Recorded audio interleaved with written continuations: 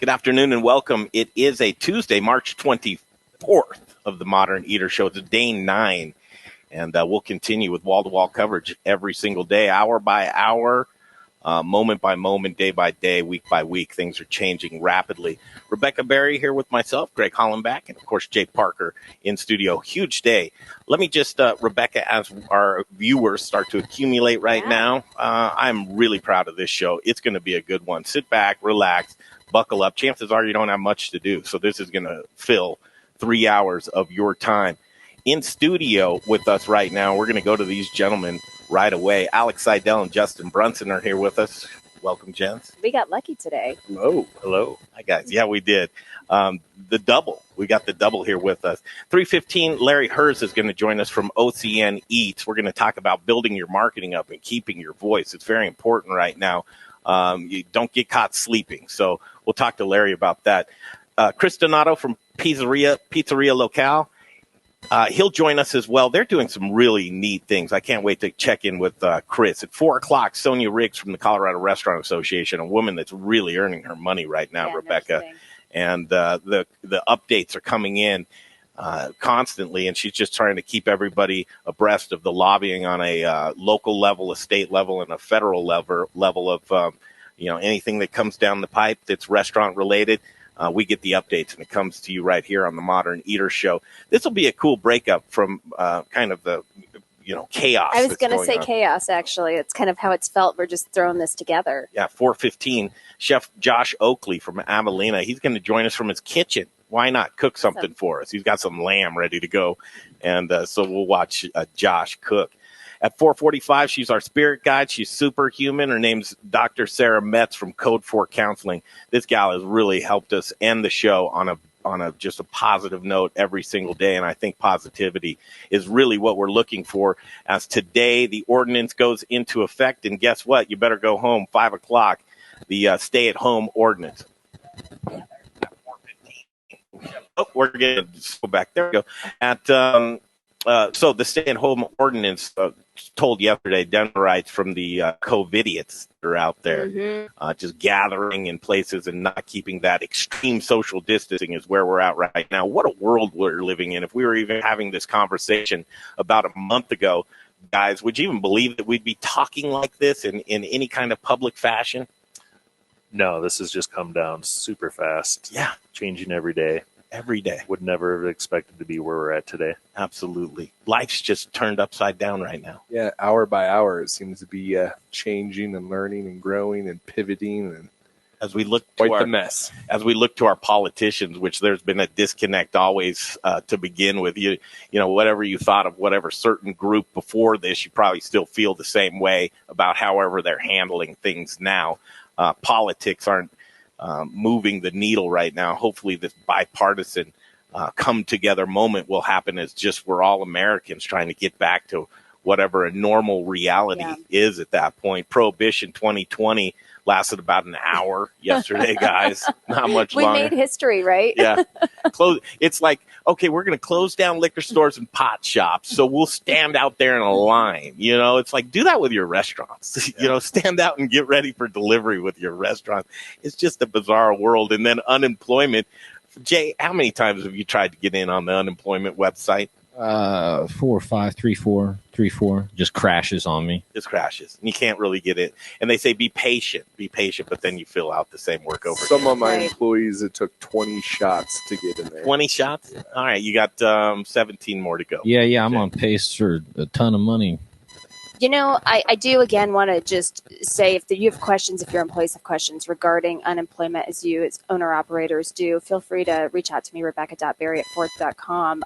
We will really want to be consultative at this time. Jay's asked me a few questions. I actually owe him a response still from a question yesterday. But, I mean, that's the best we can do right now is take the information that we have and push it out to owners who are just trying to focus on the rebrand and the last minute changes. So throw all that work over to me. Give me something else to do. Okay, this is a perfect time to just dig right in. 235 viewers. We're going to be jumping up, but we've got a big audience, and why not? Chef Alex Seidel, Mercantile Dining and Provision, Fruition Restaurant, Fruition Farms, Fruition Creamery, and Food Mill. Wow. I mean, there you go, right there. Yeah, thank you so much, Chef, for joining us. And Chef Justin Brunson, Old Major, River Bear American Meats, many, many more projects. Both of you guys, pillars of this city, just staples here. And we want to just have a real kind of an in-depth conversation. Last week was a lot of reaction, guys. Didn't have reactions from you. I'm sure it's changed throughout the hours and days. We'll start with you, Chef. Chef Seidel, just your overall thoughts of what we've been seeing in the past 9 days. Wow, it's a loaded question. I think even today, I'm conflicted inside my head. It's tough to make decisions, making the right decision. What is the right decision? So, last week was a pretty tough week. We took a couple days as mental days to just kind of exhale a little bit when that mandate came down to shut down restaurants. Thanks to my team that we still have our management teams intact at Fruition and Mercantile that, they inspired me to do some pretty amazing things. And we set up a market at Mercantile on Saturday, and we ran to-go food out of Fruition Friday, Saturday, and Sunday. Wow. And, what is today? Tuesday? Tuesday.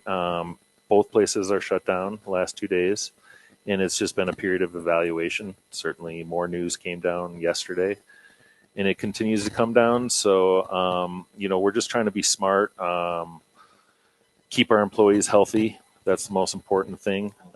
We opened up Fruition with our executive chef, John. Actually, he's been out since we've been doing this to-go. So just a slight cold, I believe, maybe a little flu.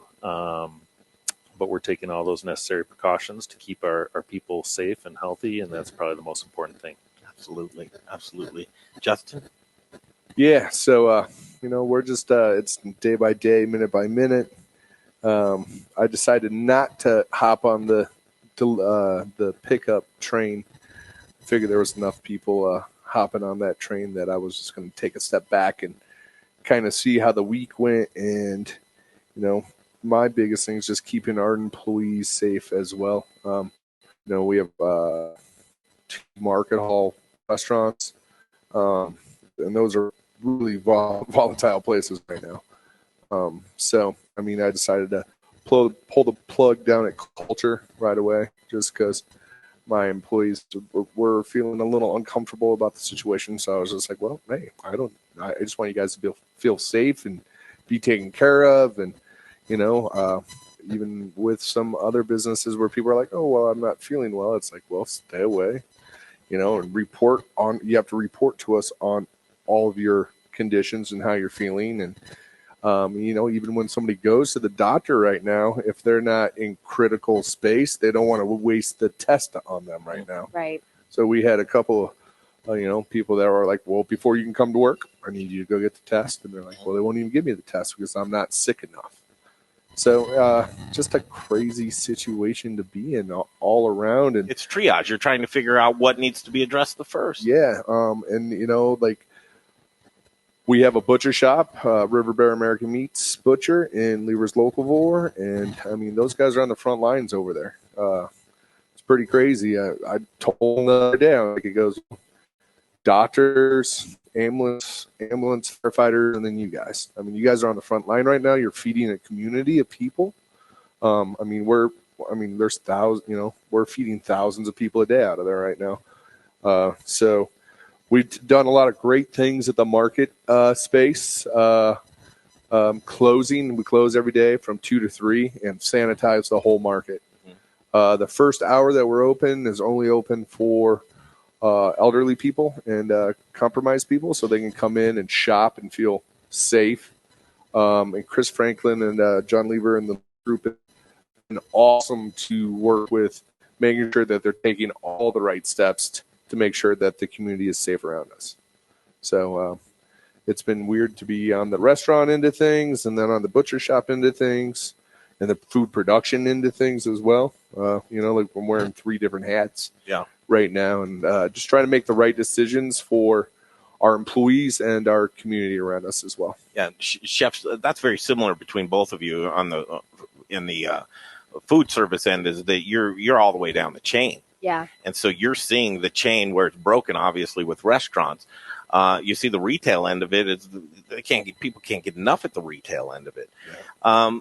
So seeing that broken right now, people are kind of triaging on, okay, how much do we have money? Can we wait? What's available to help us out? Do you go along those lines, Alex, or of, where would the help come from? Or are you trying to do that as an organization internally to figure out how to just hang on and survive to get back to normal? Yeah, I think certainly we can all use our voices. I've sent letters to both of our senators and have actually gotten responses, which even if they're auto responses, they're still responses this time. So I think they're hearing a lot of messages coming to them. So I think being vocal about that is important. But I just I have a hard time asking for help. I've always been one trying to help. Yes. So it's really hard to.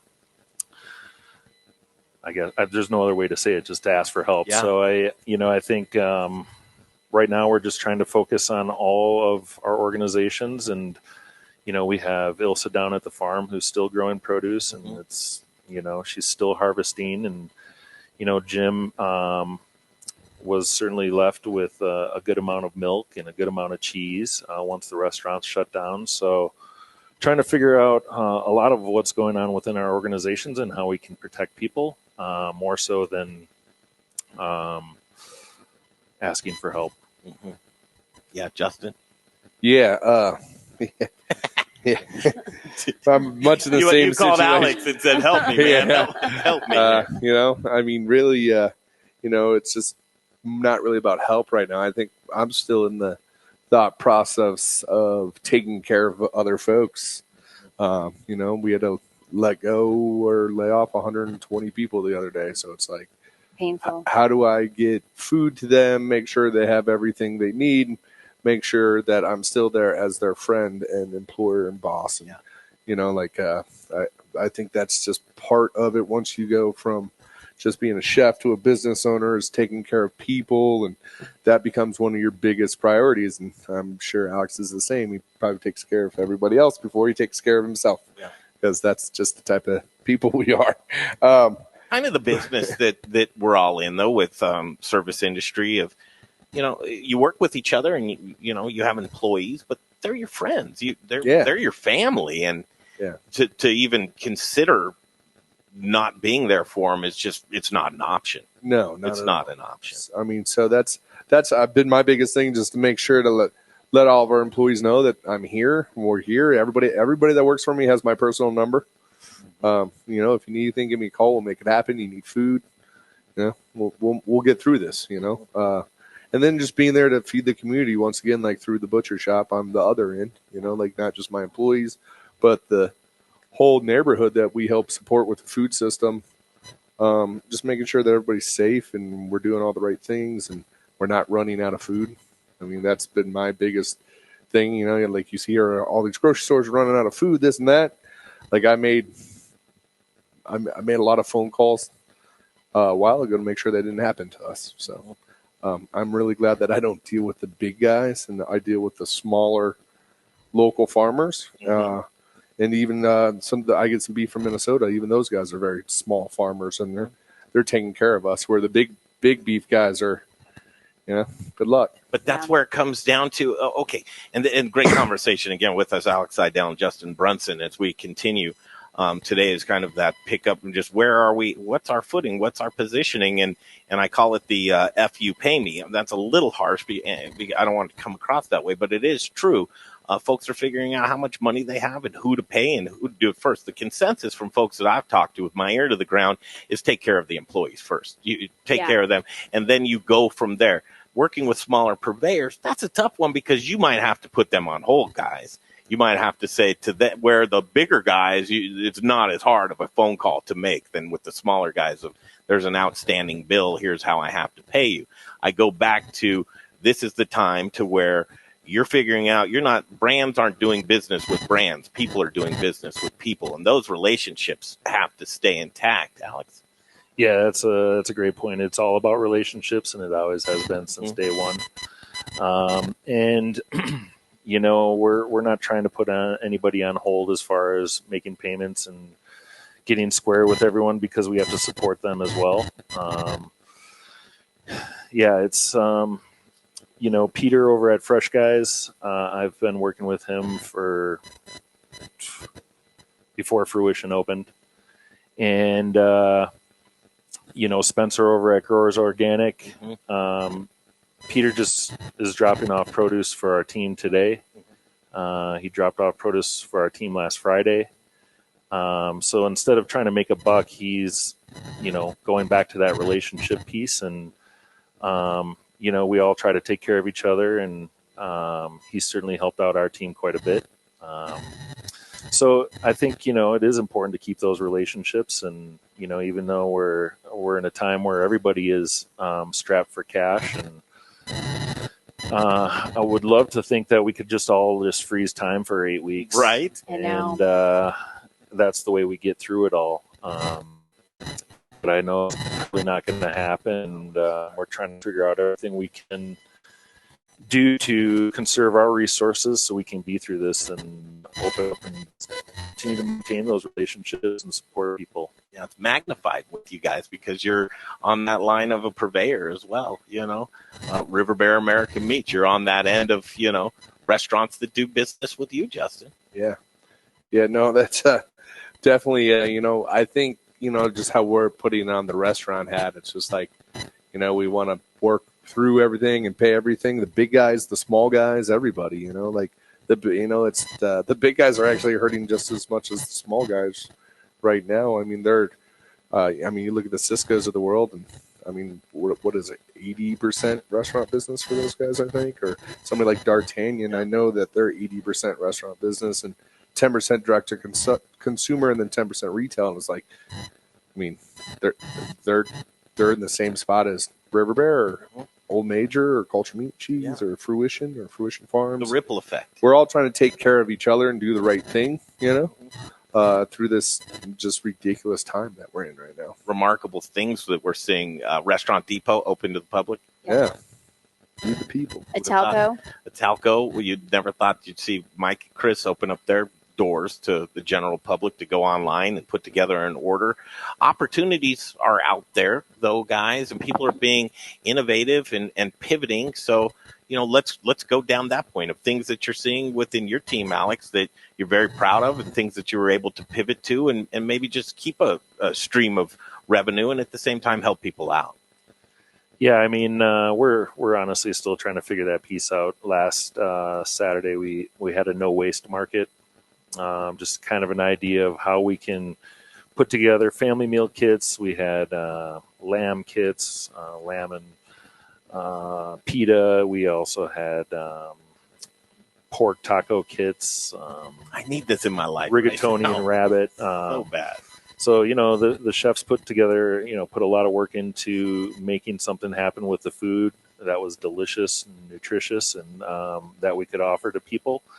And so many people came out to support on Saturday. It was, being behind the counter and 5 feet away from so many of your friends that you want to give a hug at that time was just not possible. And certainly kept a limit to how many people were in the space on Saturday. But, it was a win. I went home that night and it just, I didn't know if it was going to work.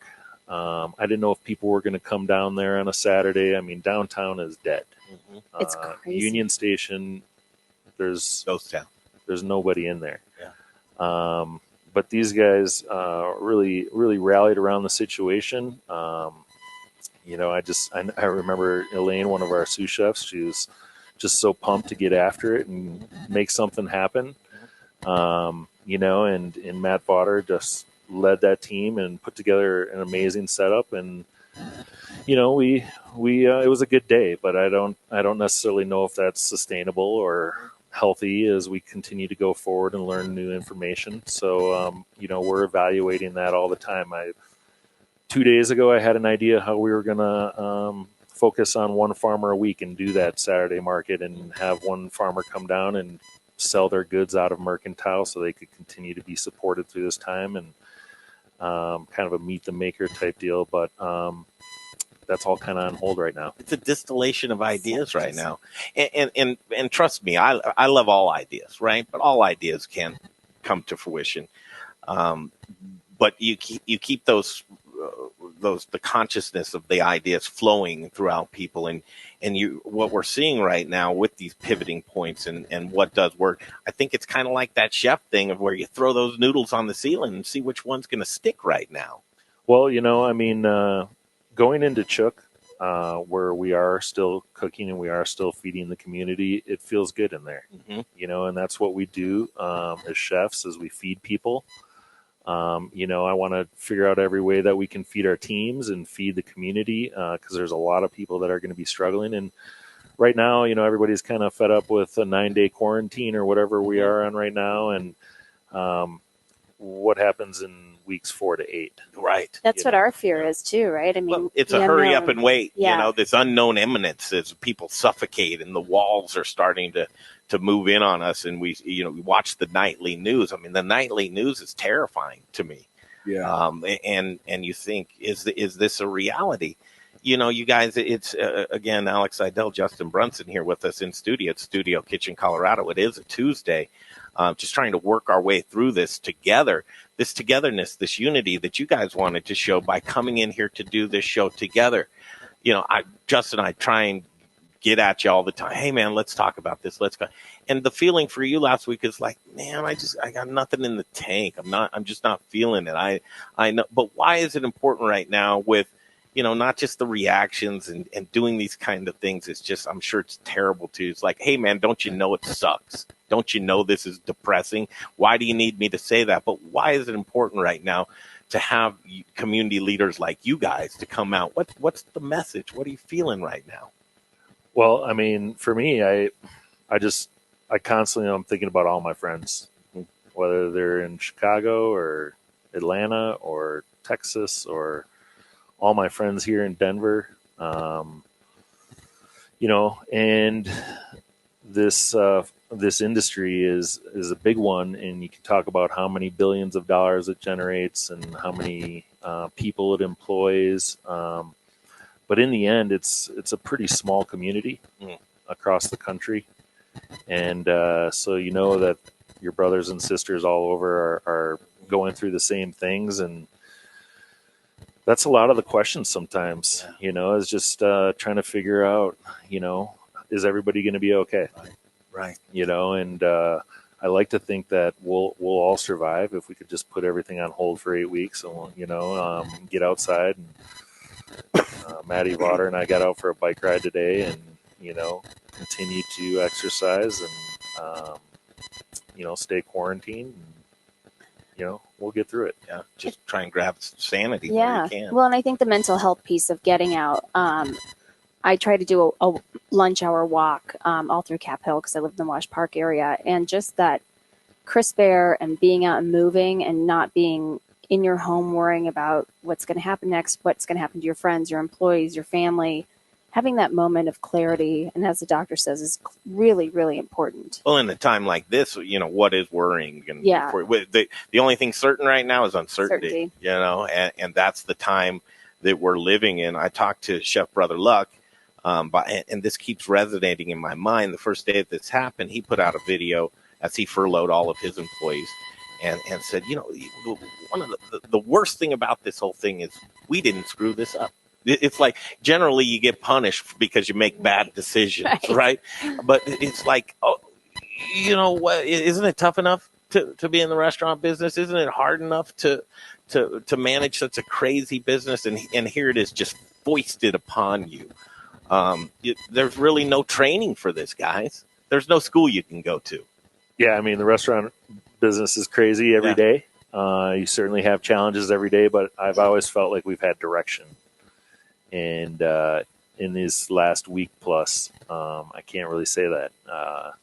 It's not structured. I feel like the word pivot is being used quite a bit. But more fish out of water. But so every time you develop an idea or something that might work. You have to reevaluate it 4 hours later. Yeah. So Hour by hour. Well, and guys, and we have to be a little easier on ourselves because today's truth is going to be different than tomorrow's truth. It's not going to make them any different or one wrong or one right. The truths are changing as we go along. I think we're leading with our hearts right now. But I can tell you, when I'm used to being around you guys, we're talking about creative things. We're watching you cook. We're watching you talk. The energy talk about usually just food. This is probably a weird type of thing. It's like, do we talk politics? Do we talk? It's kind of off camera stuff. That's not the wheelhouse that we're in. We like to, this servitude, this enjoying ourselves. And there's so many talented people out there right now twiddling their thumbs, not knowing what to do. And a lot of people are probably, like Mark Whistler said, looking in the mirror in the bathroom going, chin, chin, just cheersing themselves, like where do we go from there? There will be another side to this, right? There will be on the other end of it.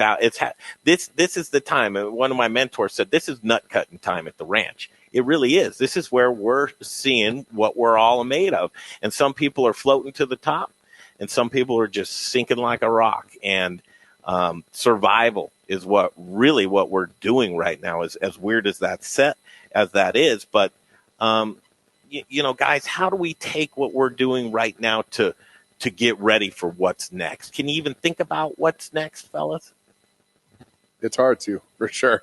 I think, just thinking about right now, it's all about staying positive, doing the right things for your own sanity, and taking care of your employees and your community. And but what about you guys? I mean, no, hang on. Just hear me out on this one, because a lot of times this is the business. You just want to take care of other people, and you leave yourself neglected. You leave yourself empty. Are you filling yourselves up, you guys? Isn't that what chef means? Don't abuse and don't take care of yourself. No, I'm very fortunate to go home to my wife and Yes. 2 kids every day. So that fills me up. Makes me feel like tomorrow's going to be okay.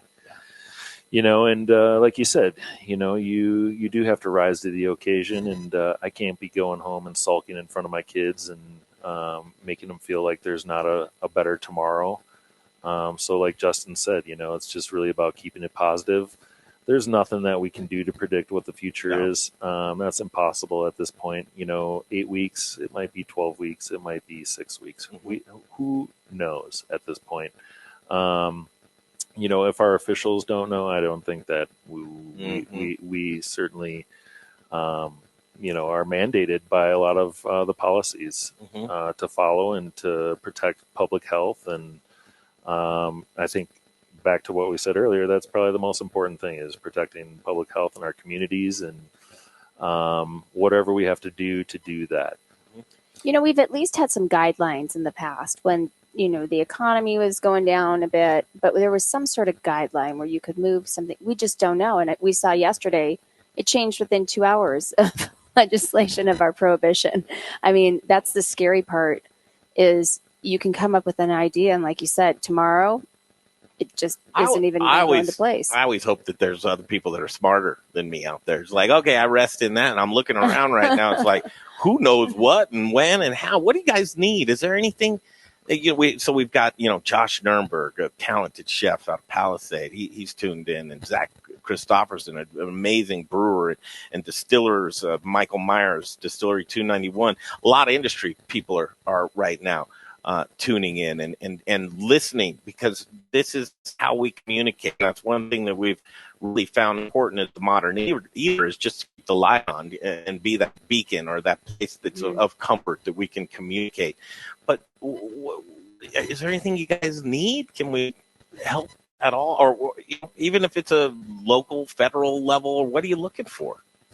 And again, Alex, I know your answer. I don't ask anybody.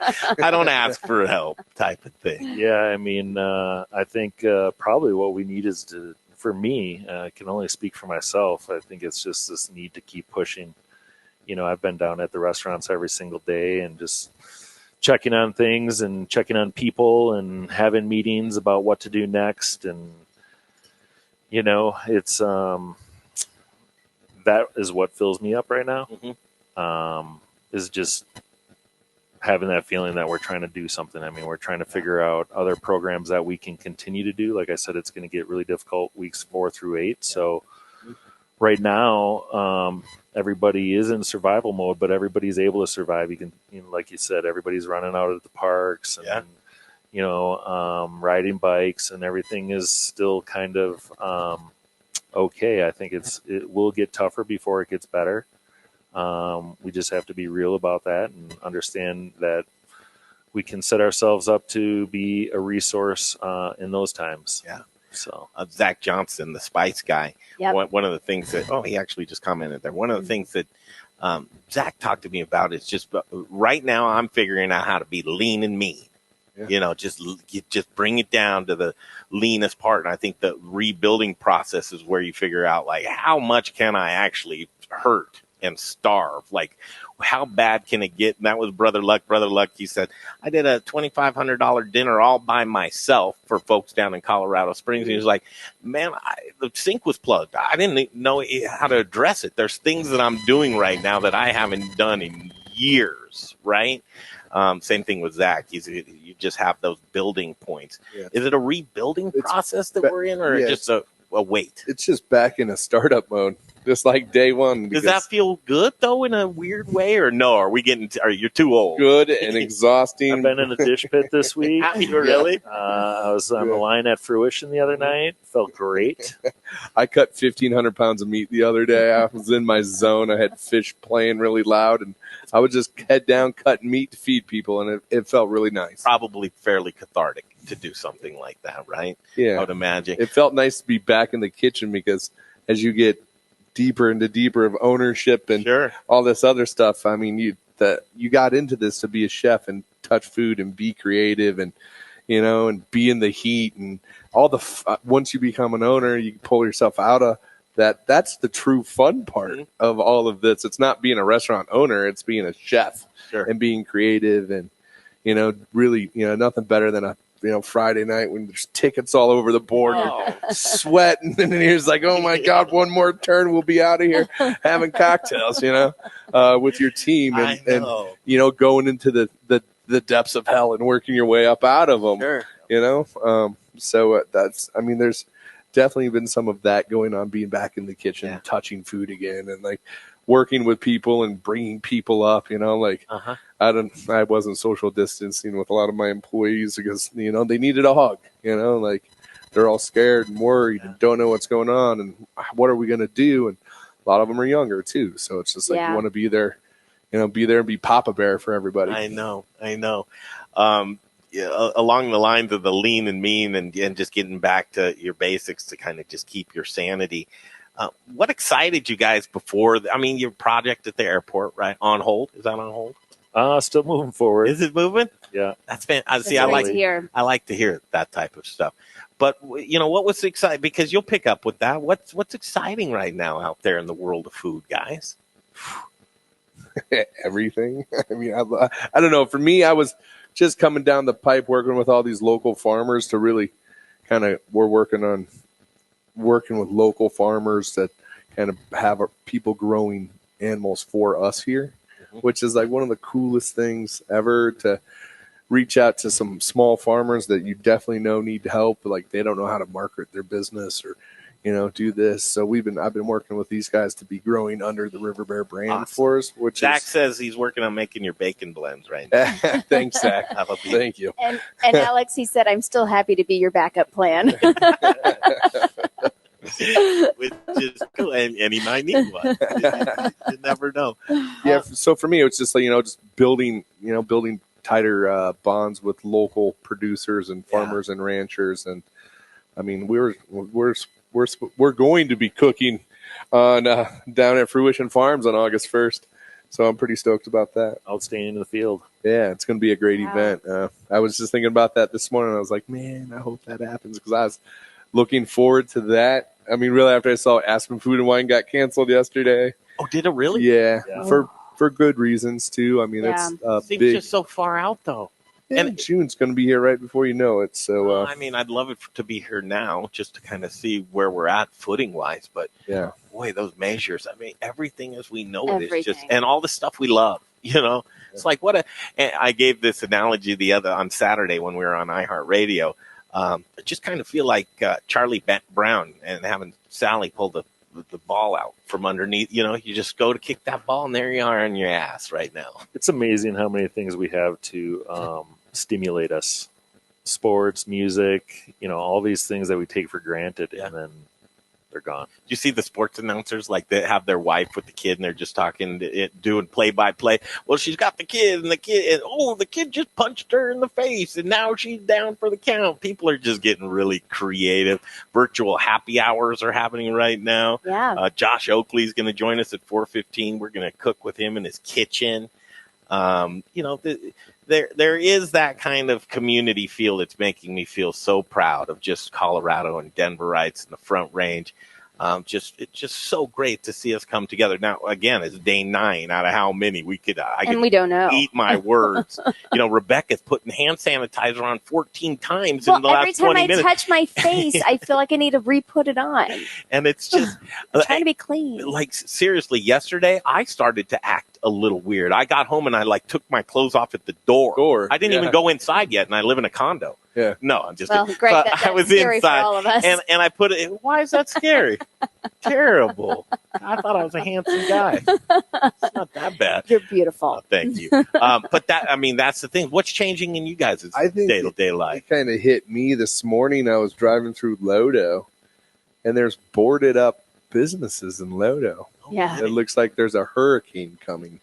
And they actually have plywood over all the windows. And, people are getting ready for the big lockdown, And that was it was like very kind of emotional for me because it was one of my really good friends' places I saw boarded up today. And I was just like, well, that's something I never thought I would see. One of the most vibrant, industry-driven places in the whole city, Falling Rock Tap House, has plywood up on the walls. It's crazy. That is the industry go-to bar and has been for 15 years. Everybody meets there after work. And, Steve Allen and Chris Black have been so open-armed to the restaurant and bar community. And to see that place boarded up today was pretty emotional. Yeah, it hits you. You see it, and you get a little emotional. King Black, he's always in there drinking a beer. Yeah. And so it's like, wow, this is taking away from what I consider to be my normal life type of thing, guys.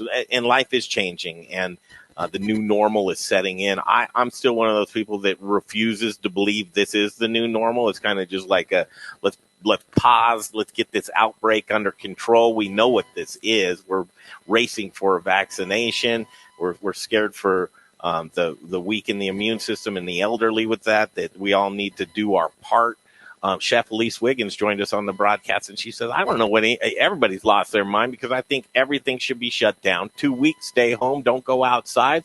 Let's just take care of it so we can get back to normal, stop dragging our feet. Well, and we're changing legislation between counties and cities, and let's just do it. I know. It makes no sense because if I drive into somewhere else and they're not, kind of on the shelter in status, then we're defeating the whole purpose. You would think the federal government would put the foot down, but in times like these and the situation we're in there, I don't see that happening. So Jill Garrett says, miss you guys and good times at Old Major and Fruition. Can't wait for the big foodie comeback. I actually took a 5-mile walk with her this morning, so awesome. She's excited. She's itching to get out. Hey, something to be said for that. And guys, agree or disagree. First to get hit, restaurants. First to come back strong, restaurants. I don't know. I was on a phone call the other day, and there was somebody talking about restaurants in Hong Kong and how they're not coming back, and they're at like 30% capacity when they open the doors. So, I don't know how quickly. I've also heard some rumors about this might come back in the fall, and then what does it do again for the potential to go through this one more time? So, it's really just tough to say right now. Mm-hmm. Here's another one for you. Probably terrible time. Some people are saying death of fine dining, ? I hate the word fine dining anyways. To begin with. Because there's one fine dining restaurant in Denver. Yeah, is it? Yeah. There's one, I think, with tables, like tablecloths. And Yeah. So I don't know. I mean, I think people will always want good food. Yeah. I like to think that Fruition and Mercantile are not fine dining, but they're just places where you can get good food, and it's accessible and it doesn't have the pretension. So, I mean, I'm hoping those places are going to come back because I own them. Yeah, so I mean, we'll have to see. I think it might be a slow trickle back, but I mean, who knows? People could come back in a force and just really be excited to get back out and support, and then be what's the word I'm looking for? Yeah, just be out and have a good time. Yeah. Yeah. Excited it'd again. be nice to, Excited again. if the government could help some of the industry people get some money back in their pockets. It's funny how much money the industry has, not just people going out to eat, but like our employees, like cooks and servers, they spend all of their money. Yeah. They do. I mean, you work all night and then you go drink and then you just repeat. I mean, that's a lot of it for a lot of the It really younger. is. That's a ton of the money in the economy to really get kick-started. So hopefully once we get things back up and going here, people are out eating and enjoying life and enjoying each other's company. I think people are going to push, though. They're going to be so tired of being quarantined with their entire families week after week. I mean, we're not used to having kids home all day, every day, and they can't go play with their friends. They're not in sports to release that energy. I mean, there's couples, too, working side by side all day. I mean, people are going to want to go and have a breath of fresh air and get something good to eat that they haven't had to sit in the kitchen doing themselves. I would love to see that. Brother Luck chimes in. We're in this together, gents. Much love from Colorado Springs. That's awesome. How you doing, brother? Oh, Yep. That's Right? what I It's mean. just- It's a small community. it's just that deep breath. Kind of, oh, my goodness. What do you think this week's going to be like, guys? What's your week going to look like? What are you doing this week? As of today. Yeah. Honestly, I'm going right from here, and we're continuing to work on ideas to feed the community, and that's really the only thing on my agenda. My schedule's been cleared, like absolutely cleared, and I'm just trying to be a support to everyone that's on our team, and we're trying to stay in contact with the members of our team that have been laid off. We have Tara and Charlene that have been actively going through all the information between Colorado Restaurant Association, Eat Denver, on ways and opportunities to take care of industry people. So we're constantly sorting through that information and distributing it out to our teams so they know some of the resources. Want to mention, I had a good conversation with Alon Shaya the other day, and they partnered with Maker's Mark and Chef Ed Lee out of Kentucky. So they're feeding 250 to 300 industry workers a day currently for the next 2 weeks. So that's a resource for people that are looking for a good meal. So certainly look into that. Yeah, Justin. Yeah. My day-to-day life has changed a You lot. told me you started painting again. I'm really just keeping my head down and working at our Riverbear. USDA plant, cutting meat, trying to take care of all of our people, feed the community, spend some time with my lovely wife. Yeah. I'm sure she's going to be sick of me soon enough. Doesn't take very long when you live with a bear in the house. But yeah, Lots of quality time with the cat. Yeah, lots of me and Teddy been hanging out a bunch. But yeah, so I'm just really focused on trying to stay mentally healthy. Are you fishing? I haven't done any fishing yet. Really? That No. surprises me. I've talked about it several times, but Good time to do it, maybe. we're right now. I'm just trying to keep up with the butcher shop. I get it.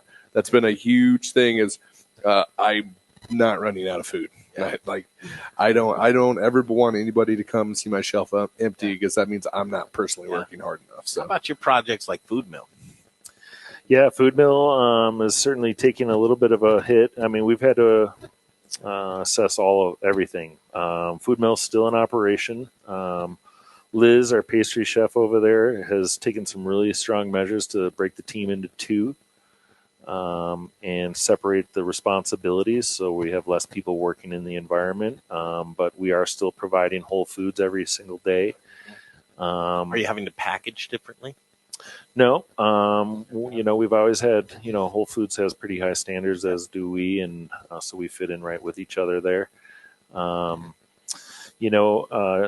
Mentioning Whole Foods, I mean, Jim, I mentioned him earlier down at the farm. He's working on doing direct to consumer on our cheese and working through some of our inventory that we have. And Whole Foods was a great talk about relationships.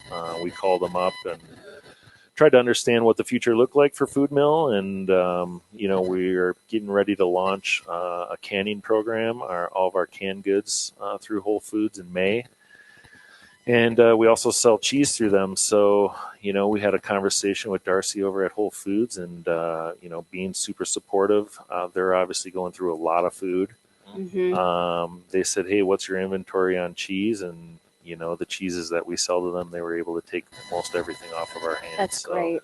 That really helped a lot because we were looking at probably throwing away a lot of cheese. Don't do that. That's No. terrible. You don't. Waste is okay. Can I ask you guys a couple? Just I don't want to answer type of thing. I'm just curious questions. So, is it with restaurants right now? And I have a lot of chef friends and ordering, but trying to get rid of what's in their cooler and it's being sold off. Is it safe to eat food right now from restaurants? I mean, that's a serious question, you guys. Yes, it is safe. Okay. Any chef definitely has enough pride not to be trying to get rid of product that's not wholesome. I mean, that's one of the biggest things that we take Thank you for that. very, very serious is food safety and food being wholesome. I've never in the last 20 years seen somebody try to push something off.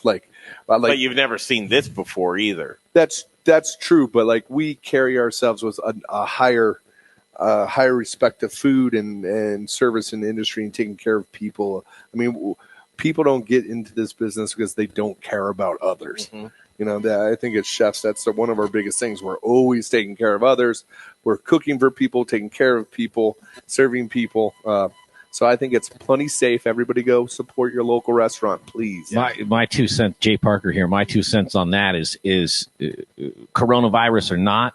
There are a lot of places where I would worry just as much going and getting food from whether the coronavirus is happening and other restaurants are closed down. Places, though. Well, what I'm saying is that a place from Chef Alex or Chef Justin genuinely, right? Because that and what the business is. Yeah. It's I don't care what's going on. If they're serving it to me, I'm going to trust that it's perfectly fine.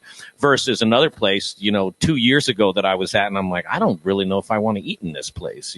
So that's how I look at it. Yeah. If they're reputable before this, whatever they're doing now, probably even fine. more so now. I mean, right, gentlemen? You're probably even more aware than you were, even though you had a certain caliber of keeping those expectations. But even now, it's there's just such a focus from the health department and so many different places. And things that, it's you want to do business after this, you got to keep your reputation.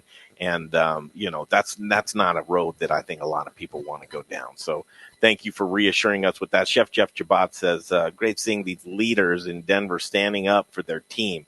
Enjoying listening to you both from my apartment in Manhattan. I can't wait to see all of our success on the other side of this. And that's the optimism. Yep, absolutely. The other side of this. Philip Raleigh from Distillery 291 says, we love you, Justin. And then next one says, and Alex, you too. and Alex, you too. Guys, one of the things that strikes me, and this is just in closing with me, this is my last one, is another thing that I'm trying to repeat is wherever you go, there you are. You could go far away and you could think you're escaping something, but right now, here we are. And there's a lot of that downtime to where you're taking self-inventory. How am I? Am I okay? Am I healthy? I thought about all these. Now I'm thinking about myself. that self inventory with you guys? Or are you worried about any of that? Or are you feeling good about Justin? You're looking at me like, bro, are you kidding me? I mean, yeah, totally. I mean, I've been doing everything I possibly You can. said you're down 35 pounds since January. I am. And you look at me. You're Oh, looking yeah. good. You know, real light, You can't keep light on going. my feet. And you're watching these things. I mean, health is a priority. Yeah, well, stress, you know, stress, the silent killer, right? And we live super high stress lives, stressful trying to take care of everybody, and you always forget to take care of yourself. So I think, you know, as we get older, not quite as old as he is, but as we get older, we definitely start thinking about that and taking care. I think last year might have been the first time ever where I'm like, I'm going to start taking care of myself, you know? So mentally and physically, a lot, really in our business, there's a lot of mental abuse that goes along with it too. So, so I, you know, definitely, I think everybody's taking self-inventory, you know, getting out, enjoying these beautiful spring days that we're having right now. Get out on a walk and, you know, take the cat on a walk. It's a great day. I can't wait to see that image. Please send me a photo. But don't be a COVIDiot, though. No. Don't go out there and do weird stuff. Trust me, if you see a big guy with a cat on a leash, you're probably going to avoid him anyways. Yeah, I would. I'd go right up to you, man. I'd be like, what's your story, dude? No, but thank goodness we are having some actual spring weather. I think that's our saving grace right now. That last week, I don't know how you guys felt, but those 2 days of snow were just, and it was at the beginning of all this. Like, not only you're trying to process what's happening, but then you're stuck. Yeah, the butcher Jason Newart. He's in Love here. Chef Jason. He wants to do a butcher off with you, Justin. Ooh. He's a way better butcher than I am. But Jason's the best butcher in the state, man. That guy's a beast. Alex, I've been I can wanting vouch for that. I've been wanting to catch up with you for a while, Chef. I'm sorry that we're kind of under these circumstances. Truly, I look at you, and a lot of people think of you as kind of the golden child, I would like to say, but you're classy, you're smart, you're intelligent, you're talented, you're everything I always wanted to be as a human being that I aspire to. But I'd say keep up the good work, but just continue on, just continue being you, man. Thank you so much. You guys are great. That. Yeah, thanks for having us. Justin, I love you. You know that. Say hi to my mom. Hi, Patty. Hi, Patty. And that's the family we're in there. You guys killed it. Thank you so much. Yeah, thank you guys. And we appreciate your time. I know there's a lot on your plate, but thank you. This helps so much of our community to hear your stories as well. Thanks for being here for the community right now. It's greatly appreciated. Thank you, guys. Okay, virtual hugs. Woo! Yep, thank you, or guys. 6 feet hugs. And we're going to continue doing these things. If we need to check back with you guys, you mind if we do that? Answer the phone, in other words. Yeah, you know where I'm at. I know where you're at. That's right. That's Absolutely. right. Thank you, Alex. Awesome. I Thanks, appreciate guys. it, Chef. Yep. Alex Seidel and Justin Brunson. Wow. Long way, right? That keeps me going. I mean, it does. We have 2 of our most Oh, my mom chimed in. talented. Oh, I love you, Justin, and nice to meet you, Alex. Hi, Mom. Hi, Mom. Okay, she'll be down there. I mean, trust me. She went to go visit you at Old Major one time, didn't she? Yeah, oh yeah. She comes to the restaurant. Yeah. Do a little happy hour. She's awesome. Yeah, she can so come in. funny. She'll make you split everything, though. You know, It's fine. I'll split dishes for her. She's a sweet lady. Good.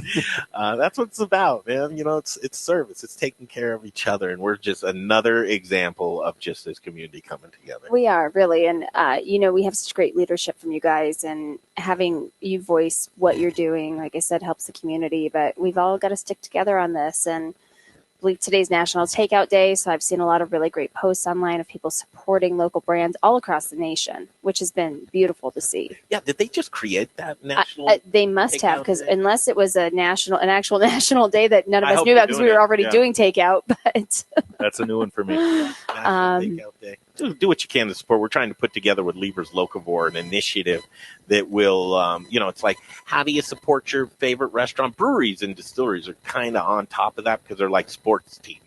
Everybody wears their swag. You know what I mean? Restaurants, kind of not so much, but a little bit. There's a little bit out there. But we're trying to, Chris Franklin from Levers Locavore said, I have all this space that we did in a sit-down area. Let's put some apparel up, Yeah. Sell some apparel for restaurants, and that's the way that you and it'll go support back your to the restaurant or the brewery, distillery, wine, whatever the concept is. So reach out to Rebecca. reach out to me. if I'm you have working with Jen apparel. at Levers, Rebecca.berry@forth.com, or on my Facebook page. I've got the Rebecca Berry 4th, the standard Rebecca Berry. So, and while you're in anything Levers, else? support local. River Bear, Absolutely. stop by that. How's the beet counter looking, Justin? It's full and fat. Locked and loaded? Yeah, we're ready to go. You got We're it not all. letting anybody down. So just do me a favor, take some of those River Bear T-shirts and just walk them to the front of the store. We Yeah. can do that. Drop We can them do off that. there, man. And I need one. I actually have a River Bear shirt that says "Body by Bratwurst." Oh, see, I want a hat, so I got to go on a shopping spree while I'm helping them to collect merchandise. It's great though because we're ironing out the details and quickly, just like you guys have had to turn a lot of things. We're getting creative quickly on what we're going to do as far as price point, who we're going to have in there, how we're going to rotate based on who has stock of things right now. But we want to support. Essentially, that's funding that's sitting around at the restaurants or breweries that. Yeah.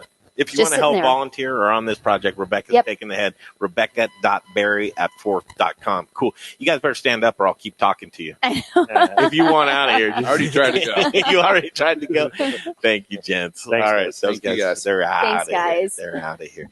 That just made me hungry for like a big bratwurst or a nice big sandwich. Please now. sanitize your hands. Could you do that? No, I'm not doing it again. Now you're making me have a thing. It's a You thing have a now. thing. I do have a thing. Already. Standing by 315, Larry Hertz, OCN Eats. And Larry's going to talk to us about, and we need his advice too. How do you build up your social media? How do you keep your voice during a time like this? I think it's really critical, Greg. I mean, this is where we find out the latest and greatest of what you're doing, how we can support you, who's open, what hours you have. Deviation is doing hand sanitizer that they figured out how to do it. Oh, cool. And it's bottled and labeled. So if you go to Deviation off of First and Santa Fe, pick up a bottle of their whiskey or their gin, but they actually have a contained sanitizer that they figured out how to do the distilling process. So we are getting creative. Absolutely. Chris Donato, Pizzeria Locale, 345, 4 p.m., Sonia Riggs, Colorado Restaurant Association. She just sent me an email of what to cover here. Updates for the show. I probably shouldn't read this out loud just in case there's anything like, don't say that. But so I'll look that over in just a minute here. So Sonia, 4 p.m. Thank goodness for Sonia Riggs and her team because they are doing a great job just basically being that funnel of information. They are. And I mean, literally, if you guys don't think they're working, you've got to get on opt into the emails because my email came at 12:20 a.m. this morning. Their team collects the information. They go and have all these meetings and calls. Then they have to filter the information, ensure it's correct, and it's important. We're seeing what organizations are relevant right now and which ones are irrelevant. And thank you, CRA, for just really stepping up and showing your relevancy. At 4:15, this is a much-needed one because I don't know what you're having for dinner, but this might inspire you. Chef Josh Oakley from Avelina is going to join us in his kitchen. I was watching him do a little cooking class, and people are getting creative with that, just streaming as much as they possibly can online. And Chef Josh Oakley is going to join us at 4:15 to cook some lamb, and that'll be fun. And then at 4:45, our spirit guide, she's superhuman. Her name is Dr. Sarah Metz from Code 4 Counseling. That'll just leave us on a feel good note, positive note at the end of the day. A deep breath before you go into your what evening. It is, a deep breath. I know. Take a deep I breath. felt good when I got home. I was Reflect. tired, Yeah, refreshed. she did it. Went for to us. bed early. Had a little laugh. And in the meantime and in between time, this is the guy. It's the man of the hour, Larry Hertz. He joins us, OCN Eats, and welcome to the Modern Eater Show. Larry, how are you? Hi, Larry. I'm great. Thank you so much for having me. Good to see you, my friend. It really cool. Could you just do a 30-second bio of yourself because there's so much that I would just stumble all over it. So I'll get it right from you. Are you saying it so much because I'm old? No, you just have an illustrious long list. So I started in the restaurant business in 1989 at Tavern on the Green, actually in Manhattan. Managed restaurants all through Manhattan, and then moved out here when I was 26 and opened up my first restaurant, Carmine's on Penn, when I was 27. And that's now 26 years old. Thank you for doing that because I've been a frequent It's a frequent place. Yes, I think Walkable. most places have been at Stubble. Carmine's. Yeah. I sold that one, opened up a few others. My last one I had for 18 years was 730 South, Bonnie Bray in University. Yep. Just a neighborhood, nice, place you could eat at every day. And it hit me 2.5, 3 years ago. It hit me that it's just a horrible way to make a living. My rent got up to $14,000 a month, and I knew a guy who had a marketing agency. It's called Pin Business Network, And he said, I would hire you tomorrow. We don't understand restaurant. We don't speak restaurant.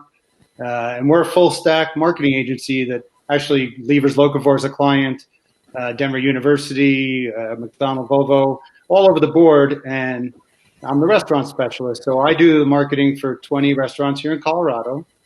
And then I also, on Instagram and YouTube, I have OCN Eats. So we have a website called Our Community Now, and we write about what's going on around Colorado for both our clients and non-clients. And that's where OCN comes for, Our Community Now. Sweet. So, yeah. That's awesome. And that's where you are today? No, come on. I got to be, I'm in my kitchen at home. No, meaning that's where you are in life today. Yeah. So people are always like, what is your job? What do you do? And so more than anything, I'm a restaurant promoter. When I go into restaurants, what I say is I'm here to help. Whatever you need, I'm here. Sometimes, yes, it's money. Sometimes it's food. I always hope, of course, to sign them as a client in the end. But I'm here to help. And there's so many great people doing great things right now. I'm out in the market talking to all my clients and posting a lot. And people are thanking me for keeping them abreast of who's open and what they're doing. So what we've done for our clients is we've waived our fees for 90 days. Some of our clients are Hapa Sushi, Pizza Republica, Motomaki, Piper Inn. And then we're also offering a free dining guide. The link is on the website and it's also on my Instagram. Every single restaurant in Colorado can put themselves in this dining guide. And what's neat about it is it will have links to whatever they want, their delivery, their takeout, gift cards. And if they don't have gift cards set up, we have it set up for them. So we can issue gift cards for them. So we're just here to help. And that's one of the main things I wanted to come on today and say. And also tell you about some of the things that I'm seeing out there. The numbers, I don't know if you've been hearing this. I don't know what Alex and Justin said. I've actually helped and worked with both of them. The numbers are a lot better than people think they are. Yeah, you know what? First of all, what struck me is fantastic. The 90 days for the folks that are working with you. Yeah. Smart on your end because you probably weren't going to get paid anyway. Right. So you needed to be able to do that. But that just shows that one of the themes that I've been talking about for the past 9 days since the shutdown of restaurant dining rooms is brands. You're finding out that you knew this, but brands aren't doing business with brands. People are doing business with people. When the smoke clears and the dust settles, you're going to be back to doing business with people. So it's how you conduct yourself on that personal basis. Give some advice. Talk about that for a moment. Yeah, please. So my advice was kind of the same before this as it is now. The more email addresses, the more text phone numbers, the more Facebook followers, the more Instagram followers you have, the better off you are for getting your message across. And so now people are scrambling to try and get their messages out there because everybody's trying to get their messages out there. And if you had a large following, well, this would be a good time to use it. People are always like, well, why do I want a text club? Well, 90% get open in the first minute. Email, you're looking at 15% if you're killing it over 24 hours. So this would be a perfect time if you had one to be using your text list. I always say, well, what if there's a blizzard and you have nobody in your restaurant? You want to send out a deal, buy one, get one. Well, you can send it out by text. So it's good to build these things, good to have these things, be proactive. I've also said, of course, I've told people, you should have delivery as an option. You should have order ahead as an option. And the people that did have it ahead of time are doing really well. The people who are trying to add it now who aren't used to doing it are scrambling. Well, exactly. And I think that's the challenge. A lot of these businesses who had this in place, they still had to cut employees, which is heartbreaking. Sure. But they had a model that they were able to just put more sustainability into because it was already there. I'm not going to name names, but I know some people that think they're making more money now. Because they have no labor. Yeah. Right. And I have heard the same. I have heard the same in some instances. That sounds great, Jay. That sounds great right there. Mine's so loud. But. One of the things that struck me as you were speaking there is reaching your customer. And we're seeing folks with their pants down right now, literally, because they're used to their customers coming to them rather than going to your customers. This is a day and age, and I think it's really magnifying it right now to where you're seeing that your customer demands greeting them when they want to be greeted, wherever they're at. You can't 100%. you cannot pick and choose that in these daytime. So right now, as far as reaching your customer, and I don't know, maybe, I mean, this might be the time to do triage and pick up or learn that learning curve. And I know, Larry, this is where you really come into play, but making sure you're building your reach for your customer so that you can mobilize them for a plan of action.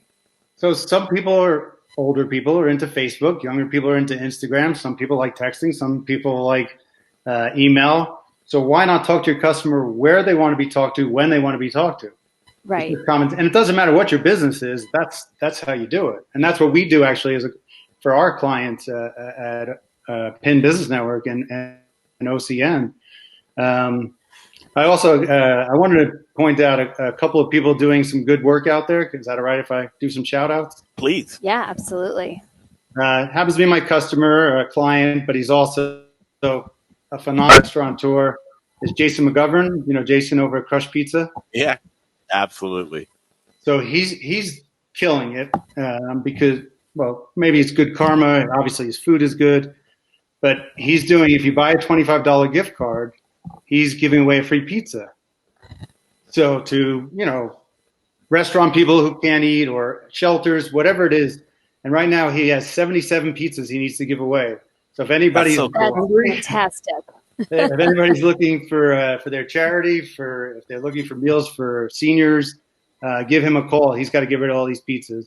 And then can I just jump in with that, because I want to make sure it's clear and that I'm understanding it as well. You're not buying a $25 gift card to give someone else a pizza. You're buying a $25 gift card. You get a pizza and someone else gets a pizza, right? You're feeding yourself still, and then someone gets a pizza. Am I understanding that correctly? It's a $25 gift card. You do what you want with it. Okay, gotcha. But it's donating a pizza, correct? It's buy gift card equals a pizza giveaway. Awesome. That's great. Yeah, I mean, it's such a good dude. And then I'd like a pizza, but I should probably buy a pizza, and that's the way that it works. It's just that pay it forward type of mentality. It is. I mean, and we went and did some of the pickup stuff this last weekend, and donated just the tips themselves. Jennifer Peterson was supposed to have her watch party last Friday, and I'd already bought the tickets. They were still selling their cozies with it. And I just said, hey, can you throw on another $20 on top of what I already paid? Because I still want to donate the tickets, but I also wanted the food. And, that kind of support we see all around. But being able to donate to somebody who really needs it is really great, Larry. Thank you for sharing that. Most of my clients have started GoFundMe pages for their employees, and the contributions are shocking. I mean, they are getting money. This reminds me so much of, I owned a restaurant during 9/11 and during the subprime loan crisis. And, people forgot about politics. They forgot about Democrat, Republican.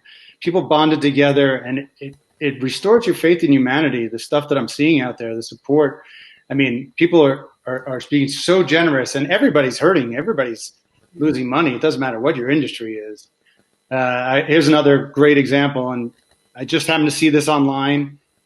Prim Communications, this girl, Lady Gretchen, she does restaurant PR. Do you know Gretchen at all? Prim? I do not know. I don't either. She works with Brad Heap up in Boulder with Saul. Oh, okay. Trying to think of all her clients, but she's fantastic, and she started feeding Colorado Heroes. And that's on both Instagram and Facebook. They have a page. And the concept is, they're raising money. The money will go to a restaurant, and then the restaurant will make the food, and they'll bring the food to healthcare workers. So taking care of killing two birds with one stone. I think that's a brilliant cause. That is, if you want to donate it to it, you can go to my link in bio on my Instagram at OCN Eats. I have it there. If you want to follow the Feeding Colorado Heroes, on Instagram and Facebook, they have the GoFundMe link there. So a lot of great information that you're putting out there. Thank you so much, yeah, Jordan. like I said, I'm here to help. Yeah, joining us. Yeah, And we you know what? appreciate You that. might be able to help us here at the Modern Eater as we try and pivot as well. What are the things, and Larry Hers, OCN Eats, and he helps many people with their marketing needs and is just basically their guide through navigate. It's like, Larry, I see someone like you and even us, I'll lump us in there, is that what we try to do is allow folks to stay in their lane of what they're experts at so that they can shine and not really have to worry about the minutia of, how do you cross post? How do you do, some of the tips and tricks that, take a little while to figure out in an ever changing, evolving world as social media. Should I have a TikTok? Where should I be? Rebecca's like, Greg, you got to get on your LinkedIn game type of thing. What are some of the things that you're learning right now, Larry, that you're like, wow, I'm really brushing up on some things myself? Well, I'll tell you, I'm an old guy who had never had a laptop, had never had a job in an office, certainly wasn't on Instagram. And I realized that I have to learn these things. And, Instagram specifically is where restaurants really thrive. And what's funny is Alex called me maybe 2 months ago, Alex Seidel. He's like, how did you do that? How did you grow your Instagram to 10,000 people in a year? And so I went down, met with him, and showed him everything that I do. And he's like, oh, it's a lot of work.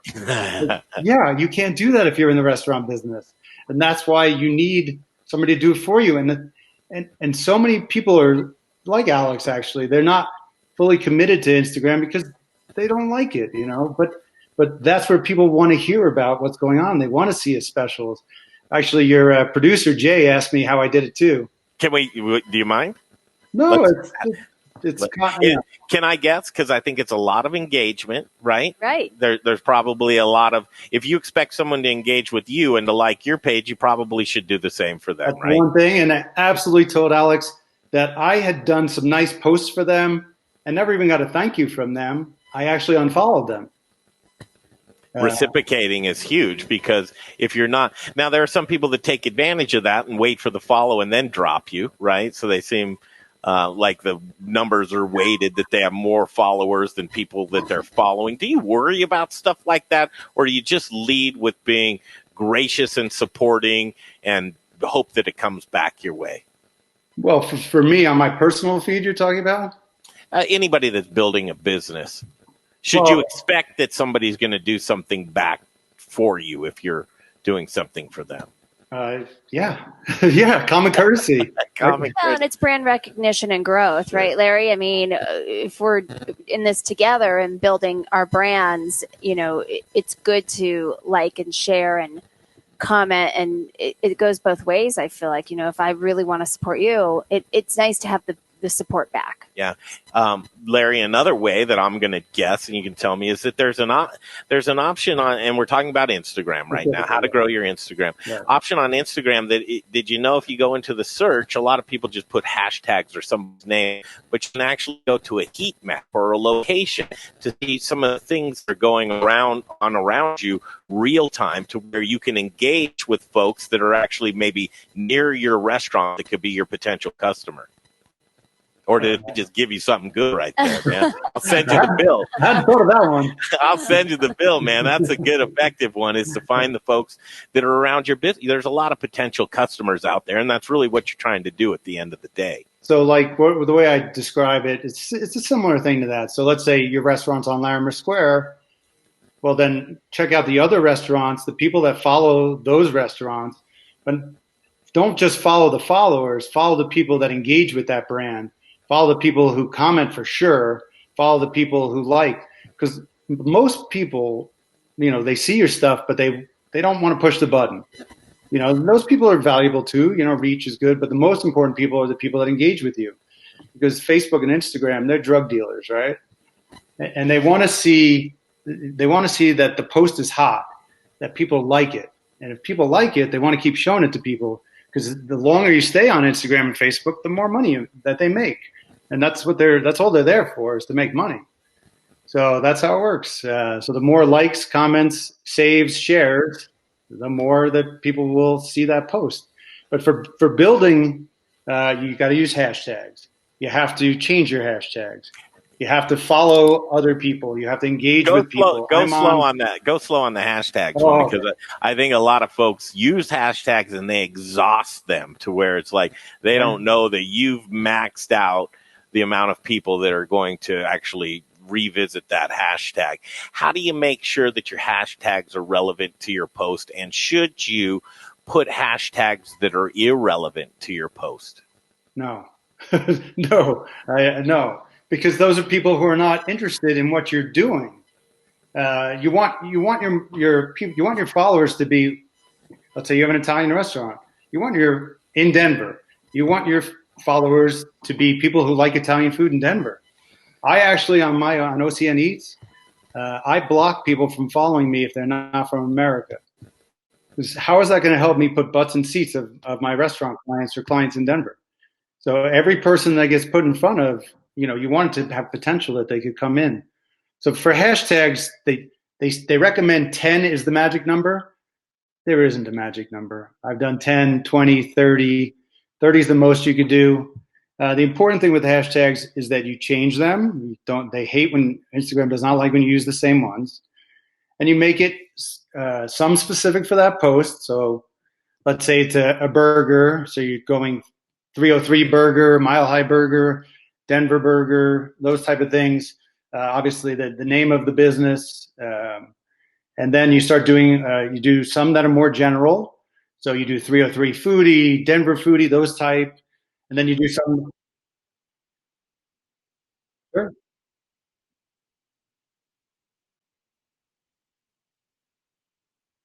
No, so then the third group is the most broad. And then you're getting people that will generally, that's the whole country. So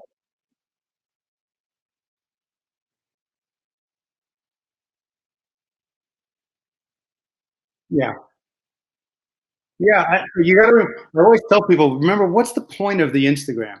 Like I take over a lot of my clients' Instagrams, and I'm like, oh my God, this is such a mess. They have, like an Italian restaurant, so they've got 50% of their followers are from Italy. Well, how's that going to help you? And so Instagram's going to put let's say you have 1,000 followers. They're going to put your post in front of 10% of people right off the bat, so 100 people. That's just an average, right?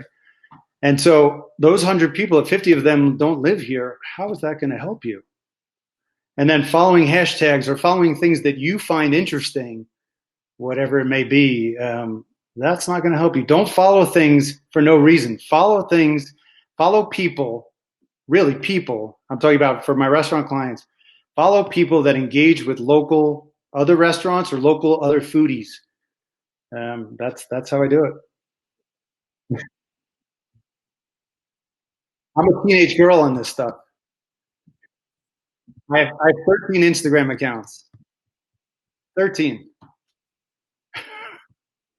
All day long.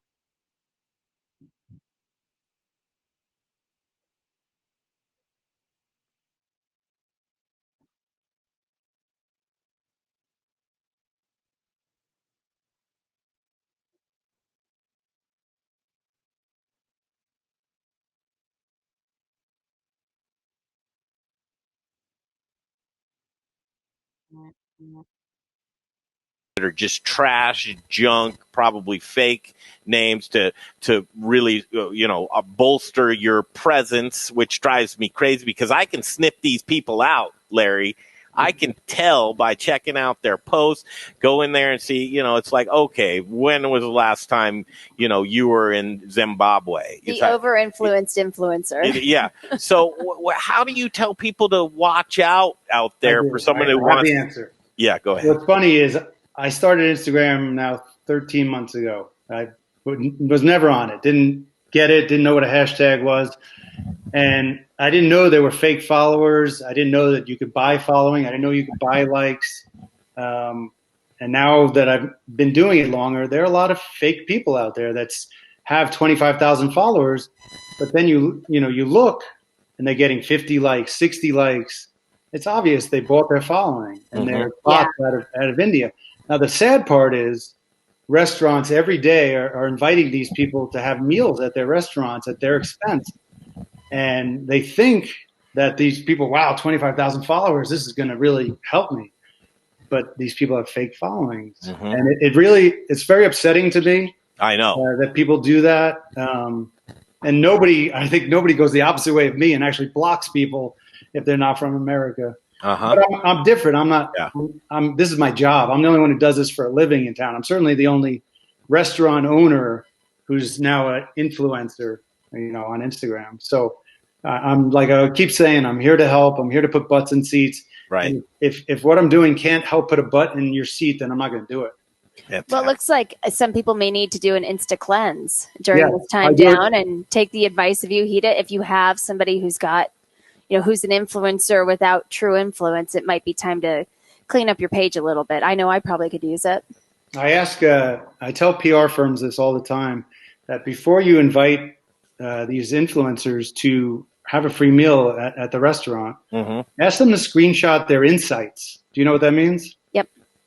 Screenshotting your insights? Sure. Yeah. So I want to see where their followings are from. What percent is in Denver? What percent is in USA? And I've seen some, and it's frightening. I'm going to do that and send it to you if you'll take a look at ours. We can just break down ours. I like to get, hyper local is what we are. So we have no business having people outside of this community because those are the folks that we want. You touched on something and you just said the word, but I like the word a lot. And I think it's maybe overused, but how do you find influencers to engage in your page and share your things, to do that piggybacking up the chain, up the ladder? So I actually have an influencer group. It's called the Dine Influencer Group. So Dine stands for Denver Influencers Network Experiences. Uh-huh. And I started it 12 months ago, 13. At the Piper Inn was the first meeting we had. And now we've been to 20 restaurants in Denver. Actually, we were just at Alex's at Mercantile. And so, I have a vetted list that I actually share with people if they ask me, or sometimes people say, can you just bring me your group? We've been to SAFTA, we've been to the Piper Inn, we've been all over the city, and it's incredible how quickly we can move the needle for a restaurant. I'll give you an example. The Piper Inn we were at a month ago, and in one night, they give us beer and wings, and we all posted on our stories. There were 20 of us there. They were on 65 stories in Denver, on Instagram, and they grew their followers 200 in one day just from having that dinner. And he got killed that weekend. He was so busy with people who didn't know he existed. And he's been there 51 years. Wow. Yeah, what a great success story that is. Yeah, that's beautiful. On Facebook, another thing that folks might not know is that check your posts to see if there are any people that are liking your posts that aren't following you, because you have the ability on Facebook to be able to invite people to like your page.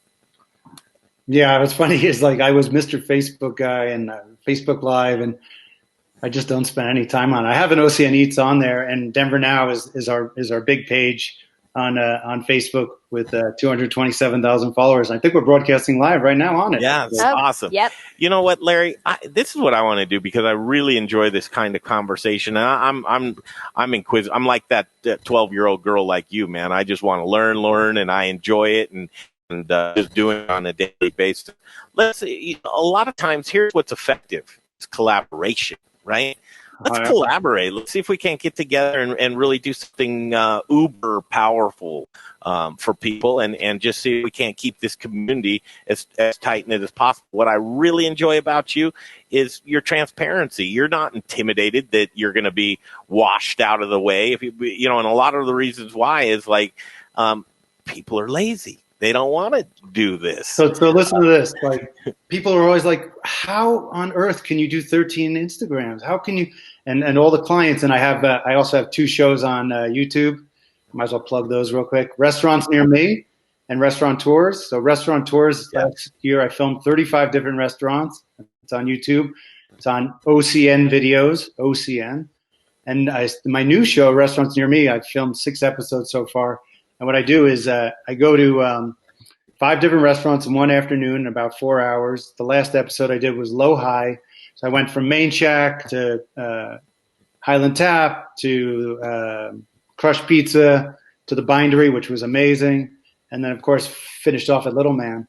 And, those were all for free for these restaurants. Just, as I keep saying, just to promote restaurants. And good content for you. Yeah. Exactly. It's good content. We need the content. But it's, it takes, it's 3 of us a whole afternoon. The editing process is hours. Sure. But it's another way to collaborate with people and get the message out there. Yeah. One of the things that I would love to emphasize in this world of reaching people in social media, and people are as they're scrolling, their scrolling habits, and always think of your own scrolling habits as you're going, I wonder how somebody else is consuming. They're probably consuming just like you. Content is king, Larry. You got to have good content, brother. You could steal my line. You need thumb-stopping content. Thumb-stopping content. I like it. I just bought that URL 10 seconds ago. I mean, I sucked at first with my imagery. Now I think I'm adequate, but they're all with my camera phone.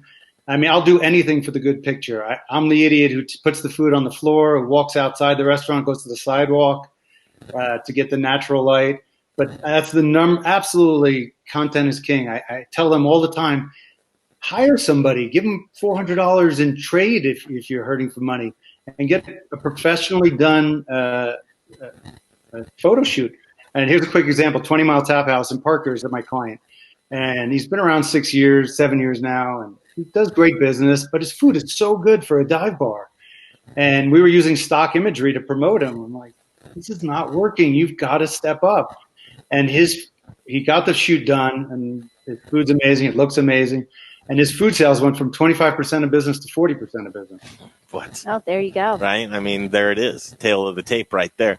Dude, you're a cool guy, man. This is the first time. No. I mean, virtually meeting you right now. I have a feeling we'll get together. I'd like to hang out with you, man. If you're doing those trips around to the restaurants, I love doing. I know Rebecca too. Oh yeah. Get a little gang together, I'm gonna do an episode this week, probably Thursday, a curbside edition of Restaurants Near Me. If you want to join. Dude, love to. Seriously. Yeah, let's do that. You'll have to eat a lot, though. Okay. Can I drink too? Yeah. Oh, well, fantastic. We're now in the day and age of where you can get a big gulp glass of alcohol from your favorite restaurant. Why wasn't that a thing in the past? I'm trying to, listen. No, because we're on the honor system right now. And we're on our best behavior. Yeah. And I do remember, if you are consuming, just a disclaimer, take it off the premise of the restaurant. Don't leave them with a liability. Yeah, don't do that. Behave yourself. Yeah, Greg, I was talking to you. Don't be a COVIDiot. Hey, man, no, I think Thursday would be great. We do paint the town. Yeah. What do you want to leave us with, Larry? Just, the biggest thing is what is my biggest thing? Follow me on OCN Eats on Instagram. I got to get my plugs in. Watch my YouTube shows. There's one coming out tonight, 7 o'clock on YouTube. It's a substitute is doing it because I was away in Cabo. So they did one last while I was gone. That's debuting tonight at 7 on OCN on YouTube, and Denver Now on Facebook and Instagram. And just DM me if any restaurant owner sees this. We're here to help. And you might get 90 days now, free. You might get an introduction period. Yes, you are. We're working for free. We're doing something right now for folks. Put out there this last week, and service industry is just destroyed. The budgets, right? I mean, we live off of sponsors too, which are just basically your customers or the restaurants. Ours are called sponsors. It's name your own price advertising. We want to help. We want to be there for you. And right now, and Larry, I think you will agree with this. You got to get your voice and message out there even more and even better as you pivot for survival. Like, what are you doing? And because it's that whole thing that I say, if a bear does something in the woods and no one's there to see it, did the bear do anything there? Couldn't agree with you more. You have some of my same cliches. You must be old like me. Probably older, man. I don't know, but that doesn't matter because I really do I like the way you roll, man. Do a good job. Thank you so much. There he is, Thank you, Larry Herz, Thanks for having me. HERZOCN Eats. And OCN super easy to Eats. follow. I just started following you, and we have a lot of the same people we follow together or followers. So there we go. Right, that's how you do it. See you Thursday, bro. Oh, before you leave, are you on your phone or laptop? Laptop. Let's see. Are you doing your dishes, man? Show us your sink. Really? You don't know my wife. Oh, the place is immaculate. The home tour, wow, there look it at is. that Clean sink. Good stuff. You won't find a speck of dirt in this house. Where's all the sanitizer? You got any toilet paper in there? Well, don't tell us. Don't tell us. I have 2 daughters. I love it. We're always stocked up here. Great. Thanks for joining us. Hopefully you had fun. Thanks, right. Larry. Thanks for the time. We'll see you Thursday. Yeah, Larry Herz. Coming up, 3:45, Chris Donato. The audio sounds great, Jay, right now. I can hear myself. It's sometimes the computer, though, that I feel like. Did you call Davery? Yeah, I'm just fighting, with everything. with you're too, she's something, and then I'm trying to figure out if you're on a different headset than the number I got. Hey, Larry, hang up, man. Hang up. We still see you. Don't do anything weird back there. Thank you. Hang up, because it was, if anybody saw my weird faces, it's because it sounded like I had Larry in HD, full force studio or stadium style movie theater. Guys, stick around. Cool show. Continue. If you missed Alex Seidel and Justin Brunson, they're just right. They're amazing. You can do the rewatch on this, and I encourage you, please and take the time to share these types of things. We love the likes. Thanks for the likes, the shares. Sharing is caring, and it really rings true, especially in times like now when we're trying to keep the community connected. And we have so many resources to offer. People, unfortunately, their jobs are changing by the minute, and we're here for you. We've got the resources. We have social media content. We've got all kinds of people who are giving their best right now. This is great free advice. 4 p.m. Don't miss it. If you're in the business, Sonia Riggs will be joining us from the CRA. All the updates you need, and I need to actually read that email that Sonia just sent us. So I'll probably do that while we're talking. You got a mouse in your pocket? Oh, no. This is inside stuff right to me, girl. Yeah, that's the insider email. 4:15, Josh Oakley from Avelina is going to join us, which I think is really cool because I'd like to see some cooking going on. I'd like to see the chefs getting back and doing the things that they love to do. Chef experience, the at-home bartender experience. We're getting creative, guys. It's a time to just reinvent the wheel. 4:45. Guess who's coming up at 4:45? Who's coming up, Jay? Oh, Doctor. How do you not know that? Dr. Sarah Metz. She joins us at the end of the show. Just letting Jay have a piece of it. Who's coming up, Jay? The doctor. Well, I said, oh, doctor. Yeah, the doctor, the one I think Greg suggested to me yesterday, you should take some time and talk with this woman, off the show. I think it could do you a lot of good. You were a little stressed out yesterday. You were a little stressed out. I'm a big stress ball in my life. We had Chris Donato there from Pizzeria Locale. Oh, he's back. This is back. Now we just need to do the testing. 1, 2, 3. Can you hear us? I can hear you. Can you hear me?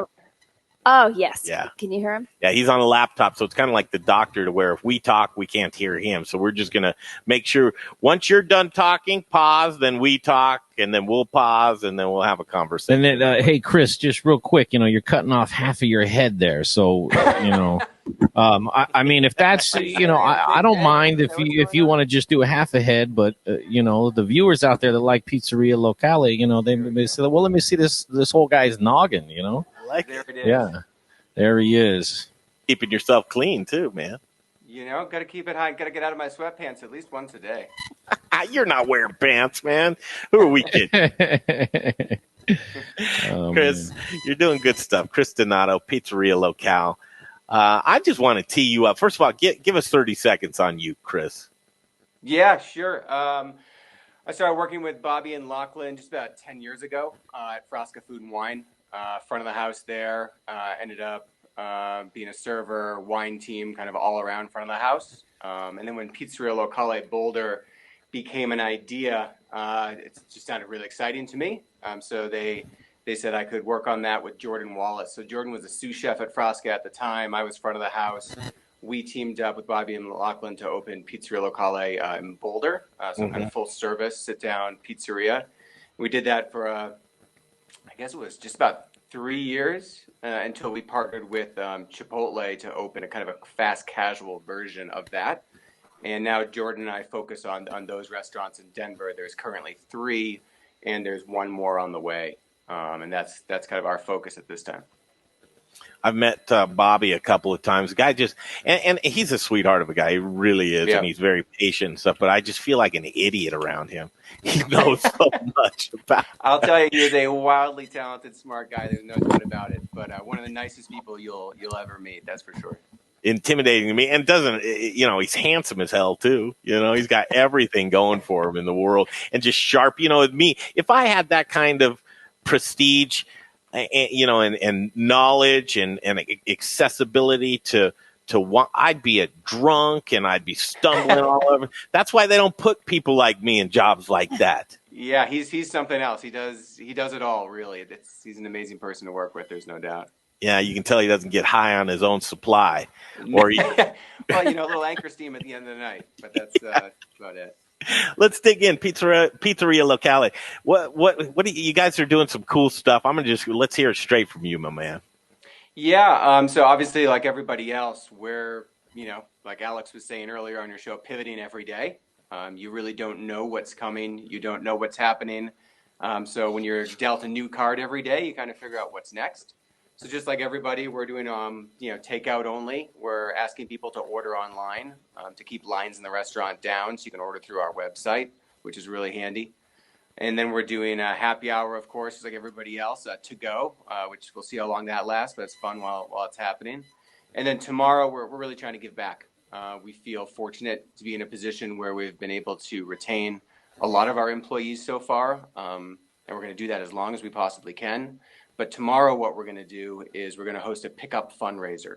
So you can order tomorrow through our website for pickup, and 50% of your order will go towards Restaurant Workers Community Foundation, which is an organization that's there not only to support restaurant workers that are having trouble making ends meet and making things work, but they're also going to be doing 0% interest loans to small restaurants and businesses throughout this entire crisis, as long as it lasts, to get them back on their feet. Wow. So, they're an amazing organization. We feel fortunate to be able to support them tomorrow. So we're just encouraging people, please, you can order ahead. We already have 25 orders lined up for tomorrow. 26. Let's make it 26. Well, do I hear 27? 27. 27. Jay, 28? 27. Well, 27. He's splitting a pizza with Rebecca. Well, I hope he likes the gluten-free. Yeah. You know what? Yeah, you said 50%, and I go to myself, it just solidifies and shows that, and restaurants are just getting ravaged right now, but it's not really about the money right now, Just No, it's a bad time to do a fundraiser, really. But it's, we just feel that we're fortunate enough, lucky enough to be open at all, Yeah. Mm-hmm. To have retained a lot of our employees. People are still coming out. Pizza's a natural pickup delivery item. Totally. So we have that going for us. And it's the right thing to do. So we are really, really happy to do it. And there's no limit on size either. There are limits on gatherings of a certain amount or more. So we keep that in mind, but we're open and we're excited about it. Make your gathering small and your pizza big. That's right. It warms up great. Order first. You can take that one from me, man. Gathering small and pizza big. One of the things is, as we all are social distancing from each other, right? The extreme distancing. And it struck me as like, you know what? Pizza is one of those foods where everything just feels normal and right. You know what I mean? Yep. So, in a time right now where people just need to have kind of that normalcy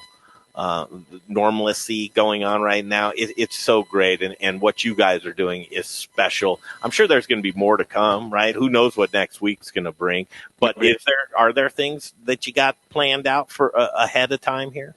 I'm actually trying not to when it comes to our restaurants, because everything changes so quickly. I feel like every day is a new challenge. This is true for everybody in the industry right now.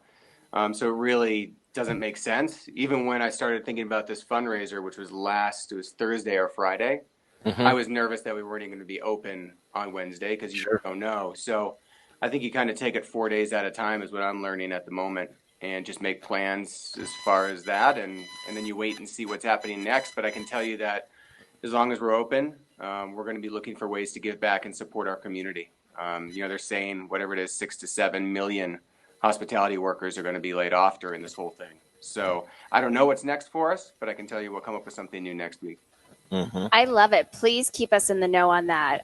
You guys have always done such a phenomenal job. I actually have a personal story about a friend of mine who had recently moved to Colorado, and I'm celiac. He's celiac as well.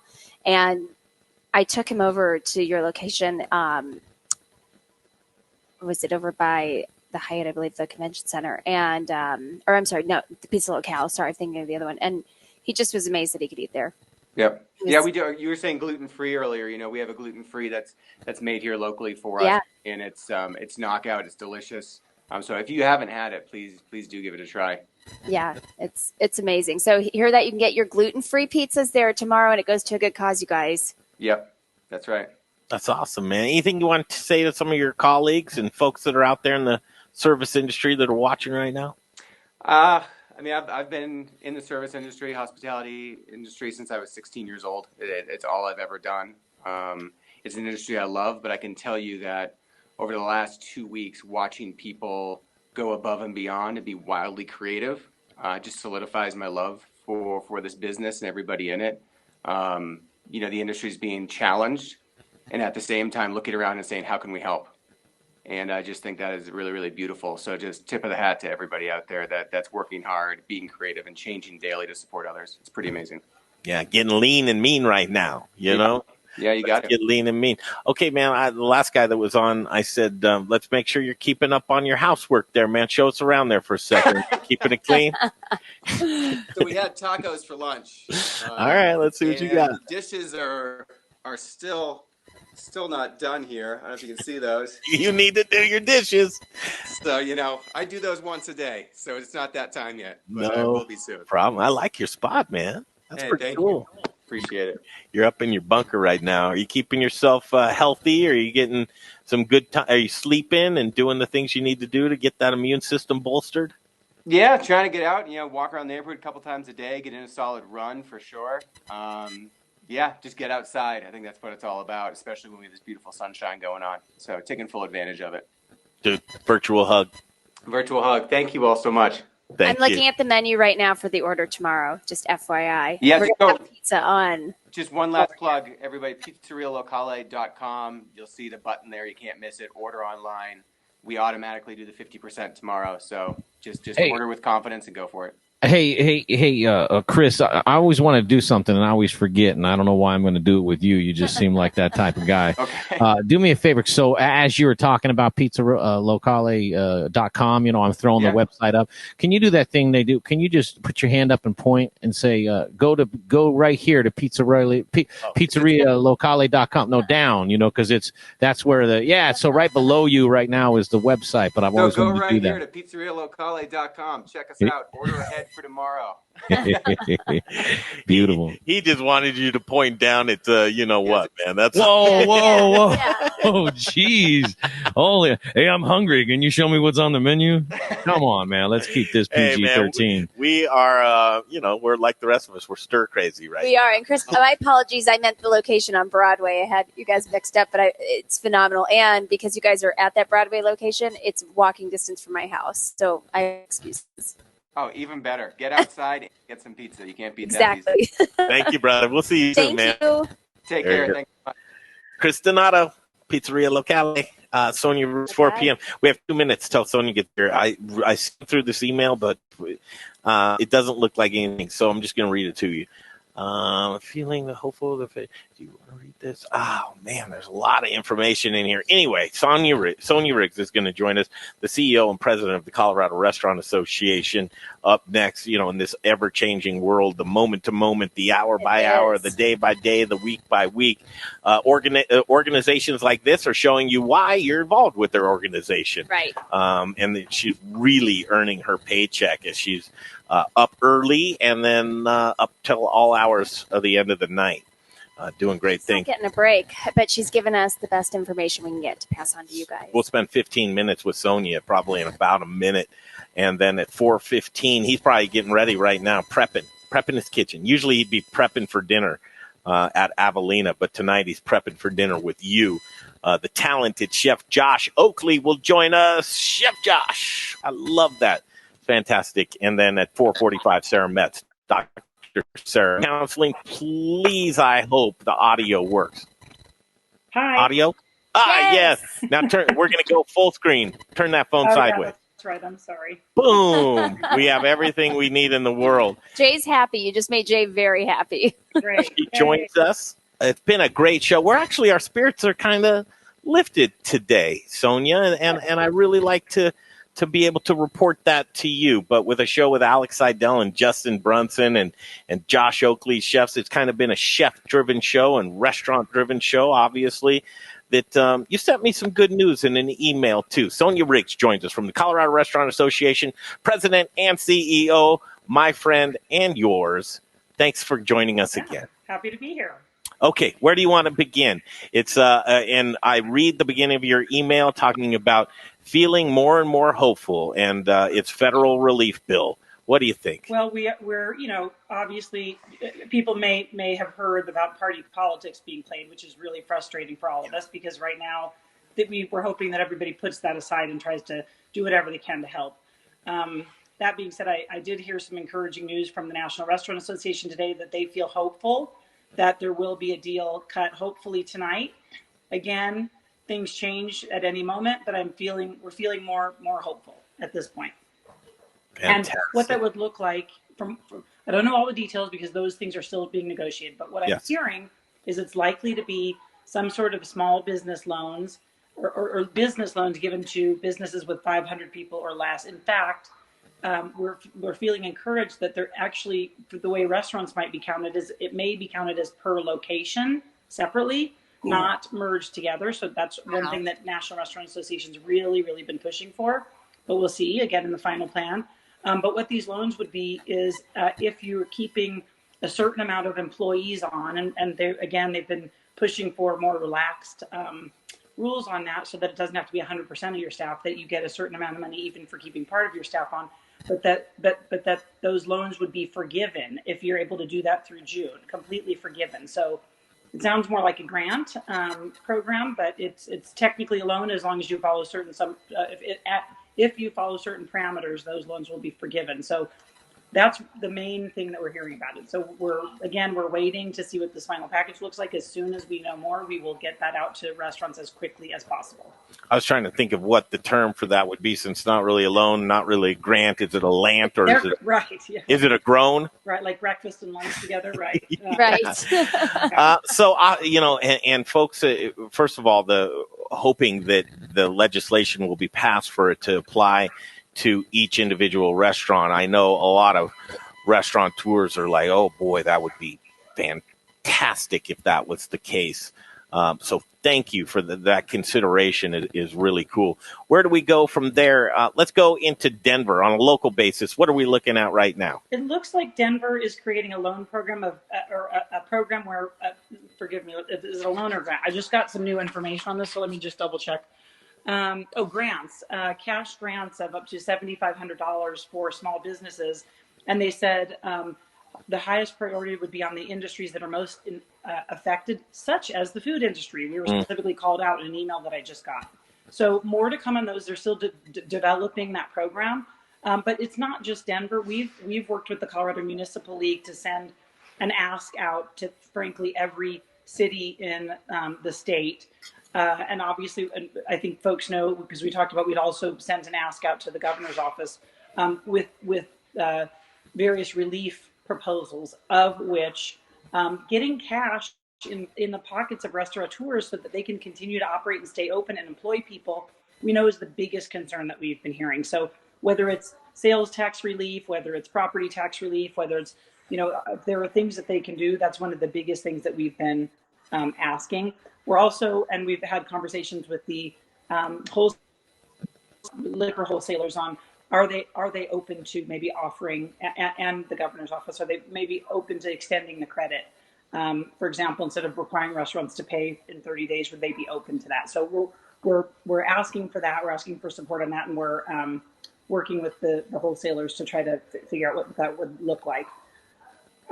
Just Denver, for example, is changed their parking meter policy. So it's like anything so that it's easier for people to pick up and deliver. So if there's anything that locals can do, but primarily in the form of making it easier for people to get to restaurants, to get their takeout and to-go orders, but also to keep cash in the pockets of restaurateurs so that they can continue to operate while they try to get through this crisis and pay their employees, frankly.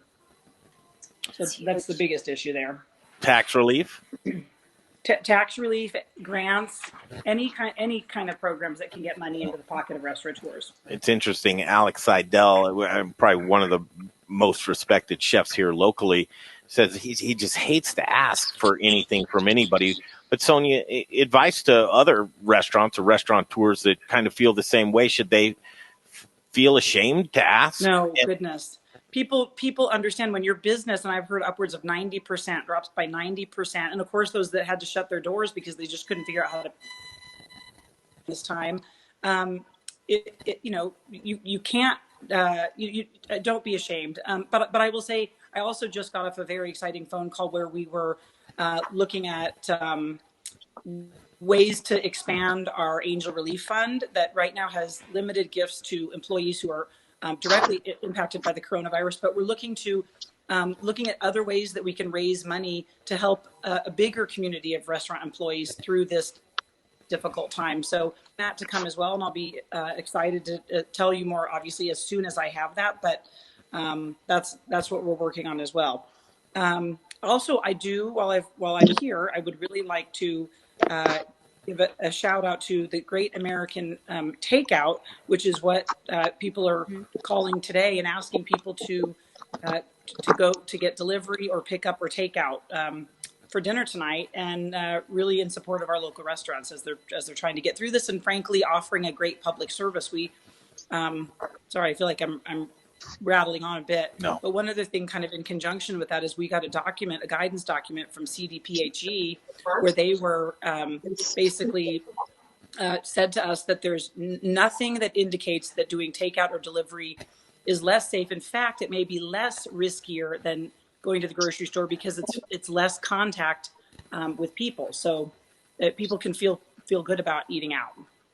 That's fantastic. That's great news. And I know that there was kind of put a little wind in the sails of restaurants when the provision to allow alcohol for curbside and delivery, and the wording was a little loosey-goosey at first, but now there's more clarity. Can you go there? We're still waiting for more clarity from liquor enforcement, but I will say that so far what we've heard is as long as you're following the rules that have always been in place, for example, the ones I mean in particular are you still cannot serve alcohol to minors, and you also still cannot serve to people who are visibly intoxicated.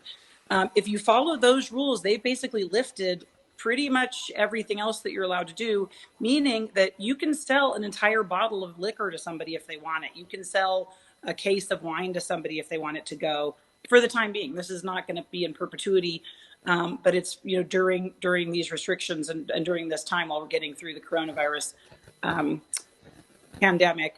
But they can sell mixed drinks in a plastic cup with a lid to go. So they're being really open with what you can do, which I think is helpful because maybe somebody doesn't want to buy a bottle of wine. Maybe they do just want a glass or their favorite mixed drink, and they don't want 15 of them. Maybe they just want one. But so that's really nice that they've got options that they can take things to go or be delivered. Again, make sure they're over 21. And the other guideline that was issued is, and this is another thing that we're asking the government to be a little bit looser about is if you deliver alcohol, it has to be done by an employee of your restaurant that is over 21. We'd, of course, rather, because a lot of restaurants nowadays are also relying on third-party delivery companies, we'd like it to be opened up to allow that as well. So we'll let you know if that changes. But for right now, they did say until they give more specific and strict guidelines, they're going to be pretty open as far as what restaurants are allowed to do. Well, I had my dirty martini from Hazel the other day and had it in a closed container in a bag, and Great. got home and put it on ice and enjoyed it with my to-go food that I picked up as well. So I think that people are, as Greg keeps saying too, they're being on their best behavior, because I've had a lot of questions come in, and a lot of concern. And I guess the biggest thing is, what's right. Don't drink as you're driving home from where you pick that up. Keep that closed. Keep that establishment in business so that they don't get hit for a penalty like that. Let's play it smart. But I think people really are behaving, Sonia, and it's really nice to see. That is great. Great. And the other thing I will say on another positive note is I really feel like people are, the restaurant community is coming together where they can. I've had a lot of positive comments from people on the work we're doing, and thank you for that. That keeps us going. But I would also say that folks just randomly reaching out to our foundation saying, we want to help the restaurant industry. Can we donate money, or how can we help? We just love getting those, because obviously we're trying to do whatever we can to help you, but more to come on that as soon as we get some of those things finalized. For now, you can find what we are currently doing at our website, again, www.corestaurant.org. Can we have an ask to see if you can help us with something? Sure. So we're kind of just brainstorming like everybody, and I know the consensus has been kind of buy a gift card to support your favorite, and I keep saying think of it as a donation in that sense. Hopefully everybody comes back to the way they were before this madness. But the folks have reached out to us, and Chris Franklin from Lever's Locavore had a lot of area in that new in that new grocery store that they had proceeding. Well, we thought it'd be a great idea to see if we could gather some restaurant apparel and put together a place to where folks can shop for apparel and support their finest or their local restaurant. Here's the problem is a lot of these underserved restaurants may have some apparel, but not much of a voice or to be able to reach out. Is there any way we could get a shout out from you guys on your great emails about if you have some apparel and you'd like to be supported, the money would go 1,000% to them. And I just think it's another way to continually to get a revenue stream into some of the restaurants. Well, can you email me the details, and we're happy to help. Thank you so much. Thank you, Sonia. Okay, can I say one more thing though? Please. When you said encouraging people to buy gift cards, I just learned today of apparently a scam. It's sad that this is still happening, but a scam where there are some groups that are saying if you buy a gift card on this one site, then you can use it anywhere. And we're saying if you're going to buy a gift card, buy it directly from the restaurant. Go call the restaurant directly, or go onto their website and make sure that you're doing it to make sure you're actually buying a gift card for them. Oh my goodness. Yes. Thank you for the heads up on that. That's fantastic. Before I get you, I got one last one for you. This week ahead, Sonia, I know you guys are busy, and if that wasn't enough what you just said, but I'm sure you've got other things in the pipeline. Anything this week that we should look forward to? I think just waiting on that federal relief package. Okay. That's our big one. The other thing is I will say one more thing. We're working on setting up a health and wellness with Sarah Metz, who I heard you talk about, but a health and wellness virtual town hall meeting with her too, because this is a tough time for folks in the industry. And again, one of the main things that our foundation focuses on, other than financial support for employees of the industry, but is health and wellness services as well. So look out for that as well. So we're going to be partnering with her. As Jay Parker would say, far out. Okay. Far out. You guys Thank you, for Sonia everything you're doing. Oh, thank you, Sonia, and get some rest. I know I get your emails at all hours and you're up first thing, so we definitely appreciate all your hard work. Thank you so much. I appreciate you too. We'll talk to you soon. There it is.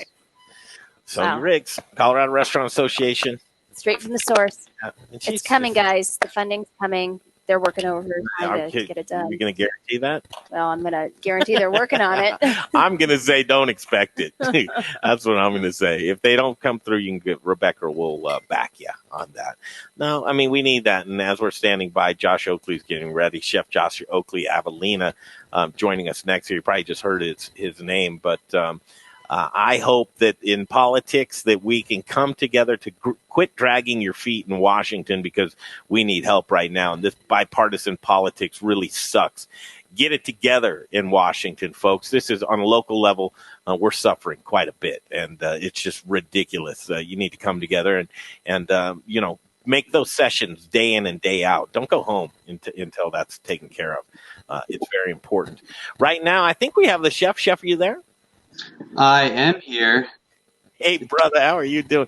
You got the camera going. You got the beautiful kitchen. I know. Look at that. We get to see the inside of everybody's homes. It's such a different experience. This is great. Yeah, it's not too bad. I've never really spent much time at home before, so things around my place. You're like, what do I have in the cabinets here? Do I have everything that I need? Well, here's what we want to do is in a day and age first of all, let's back up. The Modern Eater Show, for the folks that are just tuning in for maybe the first time, and because of the coronavirus and the breaking news, we've been doing our best to cover it day in and day out, hour by hour, minute by minute, what we could do for that. But generally, the Modern Eater Show, Rebecca, is all about chefs cooking in this kitchen and community and good food and eating and creativity. Come in and there's, the aromas and the hustle and bustle in here, and you can't wait to see what's next or who's bringing what new beverage. And now it's just, me and Greg and Jay and some tea. I was thinking we need some smell vision immediately. So we can make this a little better for everyone. So we're going to team up with Chef Josh Oakley joining us right now. We're going to team up with Chef to get back to kind of that normal, doing what you love and doing what we love to see, the talent that you have to display. We're going to cook with you today in your kitchen for the next 20, 25 minutes. Awesome. So got some lamb loin chops at the store. And I was kind of like, what can I do to these? I'm kind of keeping everything in the freezer until literally day of, so I don't really waste anything. So I thought it'd be nice to do like a coffee cure rub on them. So I just threw in a quick little cure. It's just, quarter cup of coffee grains or espresso grains, sugar, coriander, fennel, dehydrated lemon, dehydrated orange. No, I do not keep that in my house. I actually have like a spice rack that I kind of have some of that stuff in there. And just let it sit and kind of marinate here, let it really stick to it. So when I'm cooking it, you can really almost get crust. And then I made some risotto because obviously it's going to take a little too long. The risotto, if we want to go quickly about just how to make it, it's 1 cup of rice to 4 cups of liquid. So you can break that down however you want. If you're cooking for your entire family, obviously do 3 or 4 cups. You want to do 16 cups. But it's pretty simple. You just toast some red pepper flake, some onions, some garlic, toast your rice, hit it with some white wine, then slowly add in your liquid. I usually do it probably only 3 times. You never really want to boil it. You kind of really just want to let it sit there and simmer. A good sign of really well-cooked risotto is risotto that's not chunky. It's not gummy at all, right? It almost wants to flake and break away. That way, so when it's time for dinner, you can heat it back up. And there's still a little bit of light left, and you can get going. So got the lamb, got the risotto, and then we need some type of vegetable because I want to make sure I'm eating healthy while I'm home for the most part. So I think about doing a fennel and Brussels sprout agrodolce. So agrodolce is just sweet and sour, nothing crazy about that. Going to be using some of my house-made pickles, mom and dad pickled jalapenos. Going to use that as our vinegar. A little bit of sugar, got our smoked almonds, a little chorizo, a little dried apricots, and a little bit of butter. Chef, I have to interrupt, man. I am having so much fun watching you do. I mean, this is truly, I am just so into this. And we're in your kitchen, Chef Josh Oakley, and going through, and I'm just like, taking notes and stuff. We're going to have some recipes. Maybe can you put the recipe version of this? So definitely. I can send the recipe so we can put it live. That's a treat. I have the oven set to 400. Right, so that's going to be for the lamb. Cast iron can sit here getting warm to make things a little sweeter for the process here. It's going to oil the pan. I have a little bit of butter here as well. A little bit? You better have a lot of butter. That's my instructors in France would always say, just a little bit of butter. Just a little. Going to let that come together. Rice is already done, so you want to do that at the very end. I have that pan on low, so I'm going to pick it up. For this is going to do a little bit of milk, a little bit of butter, again a little bit. I don't have any cream in house. I usually don't keep cream in house because it's not a good health decision at the end of the day. So I'll just kind of bring this up with a little bit of butter. I will note that the risotto is fully seasoned. When I cook it, I season it every time I add liquid. So you don't really need much more. You really just kind of want to gently heat it back up. You want to add a little bit of fat to it, and then always finish with a touch of acidity. So it's cast iron working. You don't want it too hot. And the reason why I like to use a cast iron for this type of cooking is there is really evenly displaced heat, right? And you don't need to have it on high to cook, right? You can turn it on low, you can get it up to temperature, and then kind of turn it down, and it'll hold its temperature, and it's going to cook a lot more even. And when it comes to like cooking something like lamb, or if you want to have like some sort of fat on there, like you want to render it and want to be nice and heat. Hey, Chef, it's Jay Parker here. Invite your guests who think they're so sly with their phone in the background. I just want to see who's running around in there just to embarrass her a little bit. Yeah. I see that little phone popping, in the corner, and I'm like, is there somebody else in there doing something? It's to eat the food. So for the agrodolce, we're just going to sweat our vegetables first. Always start with onions and garlic. Hey, this may be, and I'm sorry to interrupt, and this is high maintenance, but could she grab your phone and kind of just show what you're doing, get a little bit closer to you, a little play by play, and we'll hear you a little bit better too. Shortly. Okay. She's the cameraman, so she can definitely do Camera woman, it's fine. Camera woman. Unless you're using your phone to do something else, I apologize. Oh, don't worry about me. I'm just being greedy. Yeah. Okay. So for the agrodolce, I have again chorizo, almonds, red apricots, fennel, really nice really nice kale, salt, pepper again, the pickles. So anytime you're making a sauce, I think it's always super important that people realize. I don't know how to make it better. All right. So pretty much most important when this is going down is you develop everything right in stages when it comes to sauces. So you're going to add onions and garlic. You want to cook and render those first, right? And then you're going to add your chorizo, let the fat come out. Then you're going to add your almonds. You're going to toast them a little bit. Then you're going to add your liquid. I think it's always important. People ask and wonder, why are people's sauces so complex when it comes to restaurants? It's about understanding, knowing the method to develop the flavors. If I were to just put all these ingredients, throw it in the pan, and just turn it on, it's not going to taste the same. It's all about getting your onions sweet and like sweating out the garlic and bringing out those aromatic notes that you're really looking for. I tend to not add salt until they're there, right? Because you can pull moisture out once you add your salt. And by doing that, you're just going to get a different flavor. Your sugar is not going to caramelize your onions quite like they would if you didn't.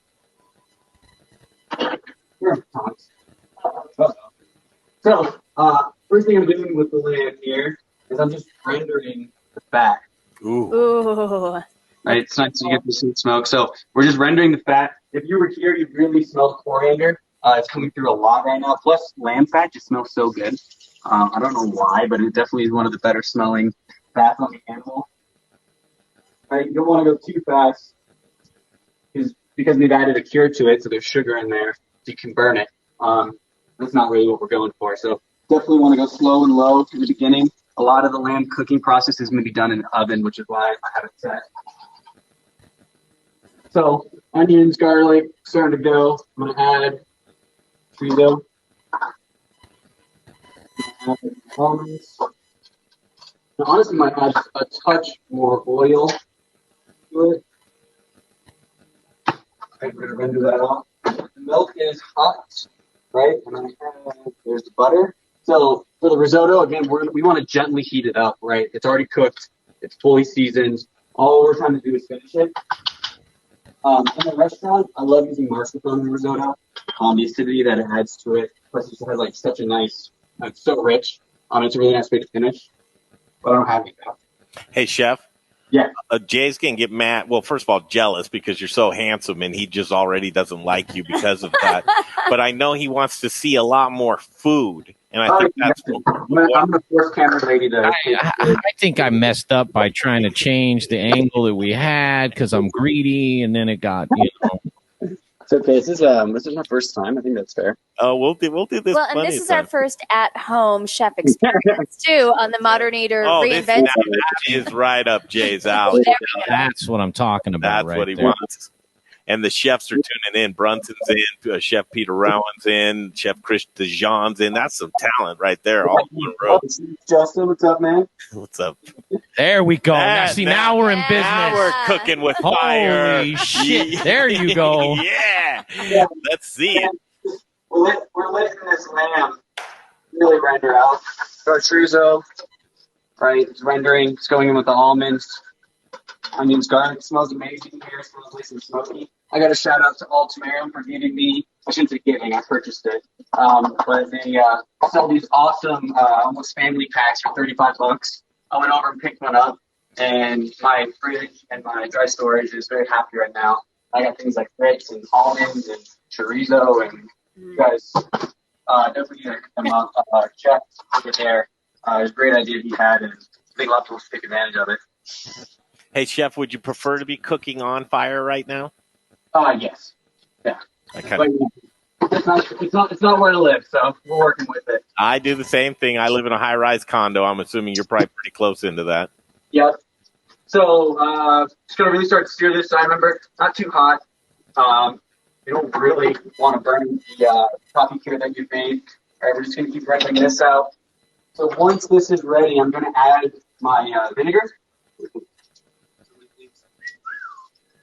So now that's sexy. That is, in a word, that's sexy. For the agriculture, it's usually 1 part vinegar, 2 parts sugar. That's like a really easy way to, if you're going to make one at home, you don't have the recipe, but you have a vinegar and you have some sugar. You can easily kind of follow that as like a guideline, and that'll get you where you want to go. Obviously, you can explore more and have your own ratios, but I think that's a good base level. So I'm going to start cooking up the vinegar. We're going to add our sugar now. I didn't measure this, but I think we're going to be fine. Usually just stir kind of thing. I love my cast iron. I cook on my cast iron on an electric stove all the time. It is like the greatest tool in the kitchen. Yeah. Oh, yeah. And like I said, nothing really compares to it. You don't have like an open flame. It really retains the heat. It really starts to caramelize. Right? It's not like, I don't know, if anyone lives in an apartment, you know that when things get really hot, there's a lot of smoke, and, fire alarms go off. I think it's probably 100% of the reason why every time we walk through apartment buildings, people's alarms are going off, because usually this is turned on too high. So like this, you can kind of get at a medium. You don't really do what you want to do. I'm probably going to add my risotto now. Hey, did you pay for those restaurant containers, man? Donations. I got a laugh out of donations from the PR that I'm doing right now. That's right. Yeah, I got to look the part. You probably drink out of them too. That's in here right now. We have Brussels sprouts, chorizo, almonds, fennel, apple cider vinegar, sugar. Right, we're just cooking this down. This is just going to be something we're going to put on top of the lamb. I don't really have any demi at the house, so I wanted something acidic. That's going to eat with the lamb. It's nice and bright that I can have with my risotto. Because risotto is always a little more on the heavier side. God, I'm so hungry right now. I know, and you know how hungry I get and how much FOMO I get, so it's killing me. You're hangry and missing out. I'm not hangry yet, though. I ate lunch, thankfully, before I came, but it's more that seeing that nice piece of lamb. Oh, I miss the good old restaurant days. Right. And what's really nice too is when you render that fat type out first, you can almost cook your lamb in that fat. And again, it's always about being nice and slow. You won't burn it if you do the coffee too. That is. So I'm gonna throw these in the oven now. They're pretty thick. I'll be at 400. It says switcher connected, waiting for others to join. I don't really know what that means. Leave room? I don't think you want to leave the room. Can anyone hear me?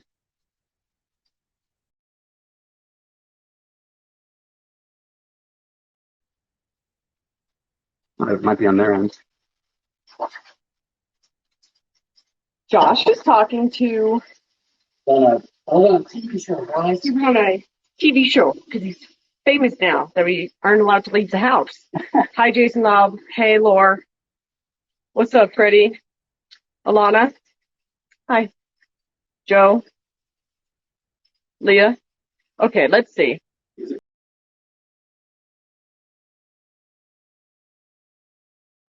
No. No.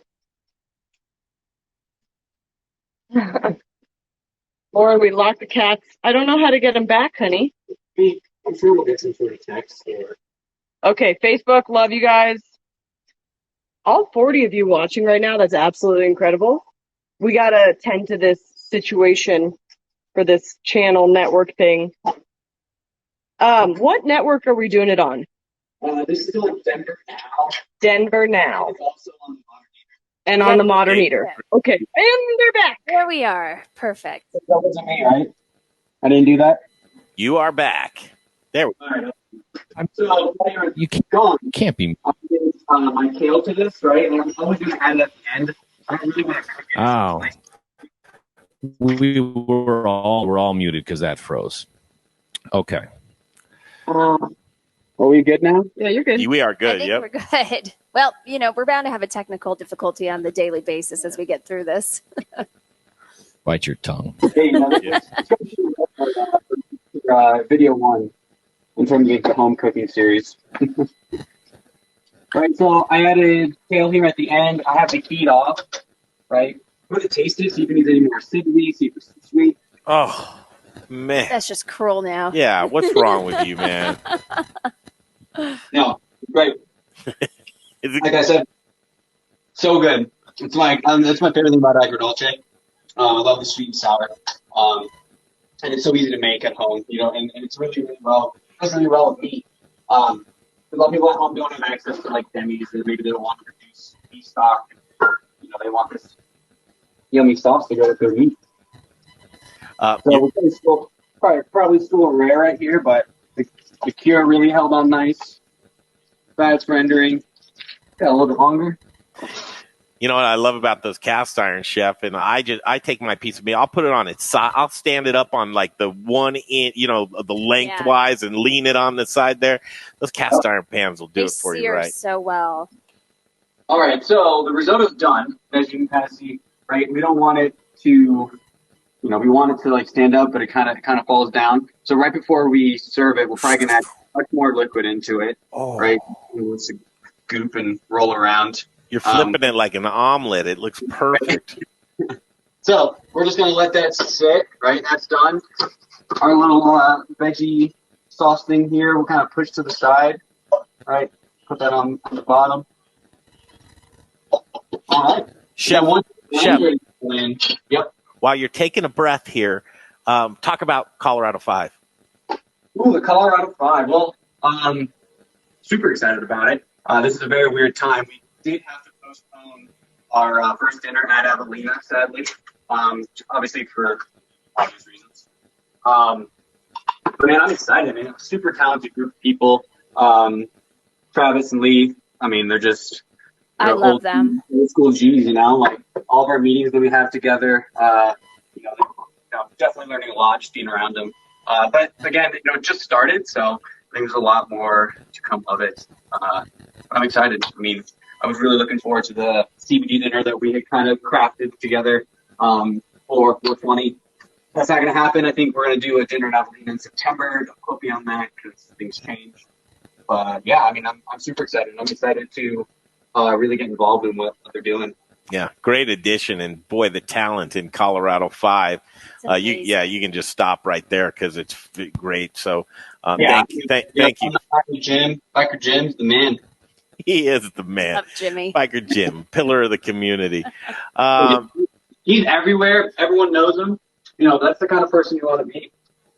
If you're involved in the industry like he is, everyone recognizes and respects you, and I look up to him a lot. Yeah, I do too.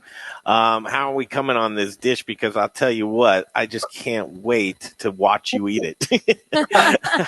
I have 10 minutes. We have time to rest. That's super important. That's when you're cooking lamb. Do you mind if we chat for 10? Yeah, fire away. Yeah, let's talk. Let's talk about Avelina. What are you guys doing? How'd you pivot? I know you guys. That's a very tight knit group right there, and obviously, as our hearts go out to everybody, as we kind of just shudder for no reason and shut down until that. What are the effects with Avelina right now? What's kind of the state there? Well, for Avelina, it wasn't. I don't know if anyone who's watching has been to Avelina. It's a big restaurant. It just costs so much to turn on, as we would say. So for us, it didn't really make sense to do takeout. Plus, for us, it didn't make the most sense. So we just shut it down. Went in there, gave all of our produce to all of our coworkers, any of the servers or line cooks that were laid off. Froze everything we could, cleaned it up, and had to get out of there. It's definitely painful to see because I've been there since we opened, and it's just been like this thing that's kind of like just generating motion, and then it's just for it to be like, you're done. Close, can't serve anyone. It was a hard pill to swallow, but if that's the right thing to do in terms of what's going on with the virus, then that's what we have to do. But that was just how we handled it, and that's how I think all the staff took it. All the staff completely understood, which was great. Like I was it was gut wrenching, being like, man, I'm gonna have to go to these people and lay people off, and that's not a fun job. But everyone was totally understood where it was coming from, and I think the government kind of forcing us to shut down was the right decision, long term, kind of thing. But we're gonna move on from it. We'll be just fine. Yeah. The comeback. The hurry up and wait is what we're experiencing right now. We have a great spring menu. There's lots of development going on in my house. Yeah. Let's go there. What's exciting you in food right now, Chef? Well, I was very excited about Mediterranean food. We have a sister restaurant in Charlotte, North Carolina called Bar Marcel that I got to open with our restaurant group a year ago. And they kind of like to hang, kind of like to cook almost like Mediterranean style. Like the concept of the restaurant was Italy on the coastline and France on the coastline. So I developed this spring menu there because Charlotte happened to go earlier. And I just was messing around with just Mediterranean flavors and spices and hummus and just a bunch of other things that were just nice to get away from than what I would say I normally cook. So I was super excited about that. And then coming back here, I already had plans with D'Artagnan to get ramps, and we were gonna get nettles and make puree, and we had this spring menu kind of starting to come alive. And then it was well, I'm glad I didn't order any of that yet because it would be sitting there right now. Or we could have been eating it. We could have been eating it. That's right. It's interesting now because we're watching you cook in your kitchen. You'd be getting ready probably for dinner service as you prep your stations and get. Life is completely slowed down beyond it being recognizable kind of thing. Elin, usually any chef's life is go go go. Elin Wenzel checks in and says, "Hello, Chef. Hello, Chef Oakley." Elin's there.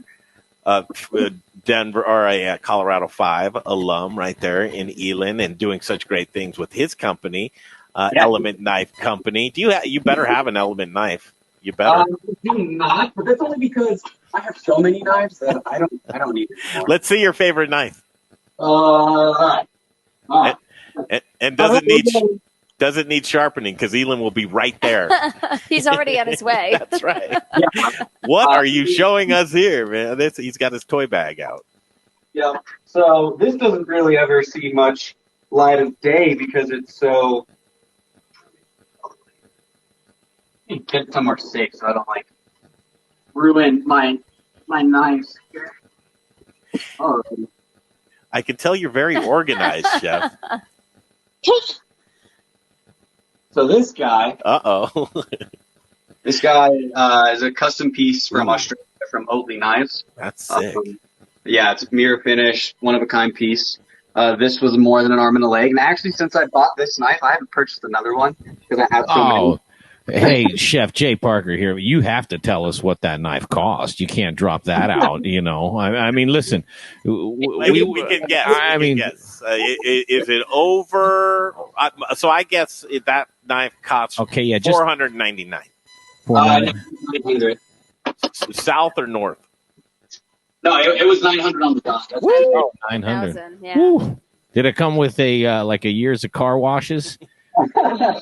One would have really liked that, but it was just a 6-inch petty knife. Nothing crazy. I mean, I couldn't. He sells sushi knives that are, like big 10, 12, 16 inches that are like $2,500.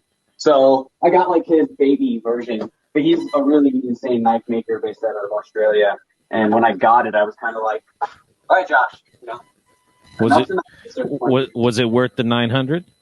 Oh yeah, I mean it's a showstopper, as I would always like to kind of joke around and say, it's a little bit of a showstopper. What's your go-to?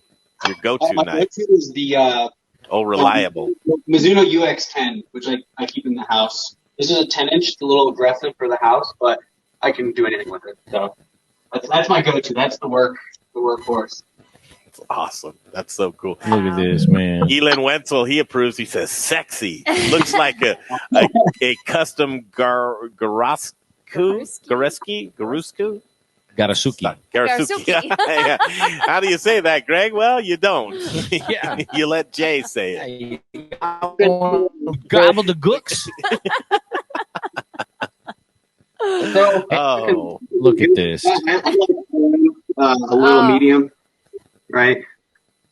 That crust really stayed on, which I think is the most important part, which is why you want to kind of let it dry and sit, And then for dinner, lamb. Coffee cured lamb with some risotto. Oh my gosh, man! Forget about it. I am so mad at you right now. Are you doing delivery? Is my question. Yeah. Curbside, brother. Curbside. Jay, you guys got to come to me. I'm in Cherry Creek. Dude, I'm in Cherry Creek, man. I'm on First and Adams. Where are you at? We're neighbors. Oh, really? Okay. I'm thinking you're Still Creek. No. Bayonne and Ellsworth. Bayonne and Ellsworth. Okay. All right. Yep. I know where you live. Is that the Seasons? Yes, it is. Yeah. All right. Oh, good. I probably look into your house, man. I'm on the 12-4 right across the way there, man. So, yeah. Did you have to listen to that annoying building get built for 3 years or 4 years next to us? Yes, I did, actually. Man, I'm seriously, dude, you should not have told me that because I will be coming over it. So I'll just knock on every door in the Seasons. And then this is the other one right here to let it rest a little longer. Oh my gosh. Yeah, so on the little nub piece I had, I mean, what's really nice about the coffee cure, it's bitter, but it isn't like bitter on your tongue, right? It's an actual flavor that's pleasant, right? That helps with the sugar. And that's something that I think a lot of people don't know, right? It's kind of like people start drinking scotch. They'll kind of like start teaching you to appreciate bitterness. So I kind of that's why I like the coffee cure a lot. Or even ash cured. Like ash cured stuff is really good. Gives this level of smoke onto the cut of meat. It's tasty. That's terrible, isn't it? Man, I'll tell you what. Like I have forgotten to produce this show as I'm watching. I'm like mesmerized with the things he's doing. This was a good idea. This is a great idea. Imagine a show about chefs and cooking to actually get back to cooking and chefs. Yeah. All I'm doing is cooking and talking. That's right. Hey, man, when we get back into normal, you better come into Studio Kitchen Call. We're friends now, man. Well, I mean, we've seen your house. We usually don't get that intimate with many people, but we have recently. That looks beautiful. I know. Now I'm really craving something good. So I know that's not your touch. This is the camera gal's touch to have fresh flowers on the counter, I'm sure. Yes, her mother dropped them off for us. So, okay, Chef, what can we do for you? I know you're trying to do, I just, this morning I tuned in, it brightened me up. I was like, cool, Chef's cooking. You're doing a cooking stream or trying to, or what can people expect? I mean, I'm just on my Josh Oakley personal channel. I'm just teaching people, because most people don't know how to cook, right? Like, ask them to make fresh pancakes, and they just kind of like look at you and go like, out of the box or something. And I'm just really trying to show people that it's like really easy to make really good food. I mean, yeah, it takes years of training, but like the idea of it is very simple. And if you're going to be stuck home alone, you have all this time, and instead of just sitting on your phone and dwelling of the world ending, why not like just learn how to make risotto or learn how to make pancakes for breakfast? Yeah. I said to you, and now that I know where your neighbor, I keep seeming like I'm trying to invite myself over. Yeah. I mean, obviously, but I'm going to help you out with the audio video portion of that stuff and get you all squared away over there because you will be spent. Hey, Elin Wenzel, man, this sounds kind of weird. I'm going to say it in a creepy voice. I'd love to sharpen Chef Oakley's custom knife. So Elin's trying to get over to your house too, man, to sharpen your knives. Yeah, Elin, I'll show it to you next time we're together. It's pretty sexy. The guys at Carbon. Will you show him your knife too? Also, he sharpens it. He gets the pleasure of sharpening it. I don't know how to. It's a single bevel. I'm not very good at that. Hey, man, I'm a feeling you might have some time. Can we do this again in the days ahead? Uh-huh. That's fantastic. Hey, you need to share some of that with your friend. I know. It's like you haven't even offered. She says, I know. She's like, I'm stuck She's with this gotta be- camera somehow for this whole thing, like as there's 2 pieces of lamb left, Great job, Chef. You did a great That was job. beautiful. She's my guinea pig. She eats well all the time. She does. I bet. Okay. And please make sure to send us the recipe. We definitely want to share that. Yeah, And post it for sure. I want to make it at home and see how it comes out. Definitely not as beautiful as your version. So again, Chef, how can folks follow you? I think I have no idea what my handles are. I'm really bad at this. Oh, yeah. John, there's only one of me that I can think of in the Denver area, so that should be easy. Just Avelina will have me on there. I'm all over Avelina's page. But is it a YouTube channel or is this a Facebook thing or where do you want to? Thing for right now. But YouTube could be in the future, Twitch, Instagram. But right now it's just on Facebook. I think I have the most genuine, audience on Facebook. Like people that like follow me because I'm a chef or friends and family. So for me, it was like the easiest one. Like I'm not starting from ground zero kind of thing. But we'll see. People are interested in it, and I don't make a fool of myself enough. We might continue. Well, I just followed you. I will get the notifications when you go live. So hopefully we'll be having breakfast together tomorrow. And I will be doing the same. So find Josh on Facebook. Going to be some interesting times, but at least we can learn to cook like the chefs. Yeah, no kidding. Thanks, brother. Yeah, thank you so much for having me, and thanks for reaching out. I really appreciate it. Hey, that's no sweat. It's our pleasure for sure. And we miss you, and we'll see you back soon at Avelina cooking up that great food. Thanks, Chef. That's cool. What? Huh? That was a good idea. We needed that. I'm starving now. Well, I know. Now I'm starving for good food, too. Like, really good lamb. No. Does anybody deliver lamb here? I mean, it's funny because, the chefs like Chef Josh, they can't eat like that all the time. I mean, that's just not realistic, right? But he does. But inside of our head, I mean, they just can't. But inside of our head, like every night when they get home, and if you live with them or you're a spouse of theirs, that's the kind of meal you're having every night. I mean, that's not the case. It's just not. But it's nice to think that. Guess who's tuning in? Guess who's We're waiting for her. Oh, and she's here. Connecting. She's there. I can't see her face, though. Yeah, I can see her, man. Something's going on with that thing. Let me No, look I think at it's trying to pop in there.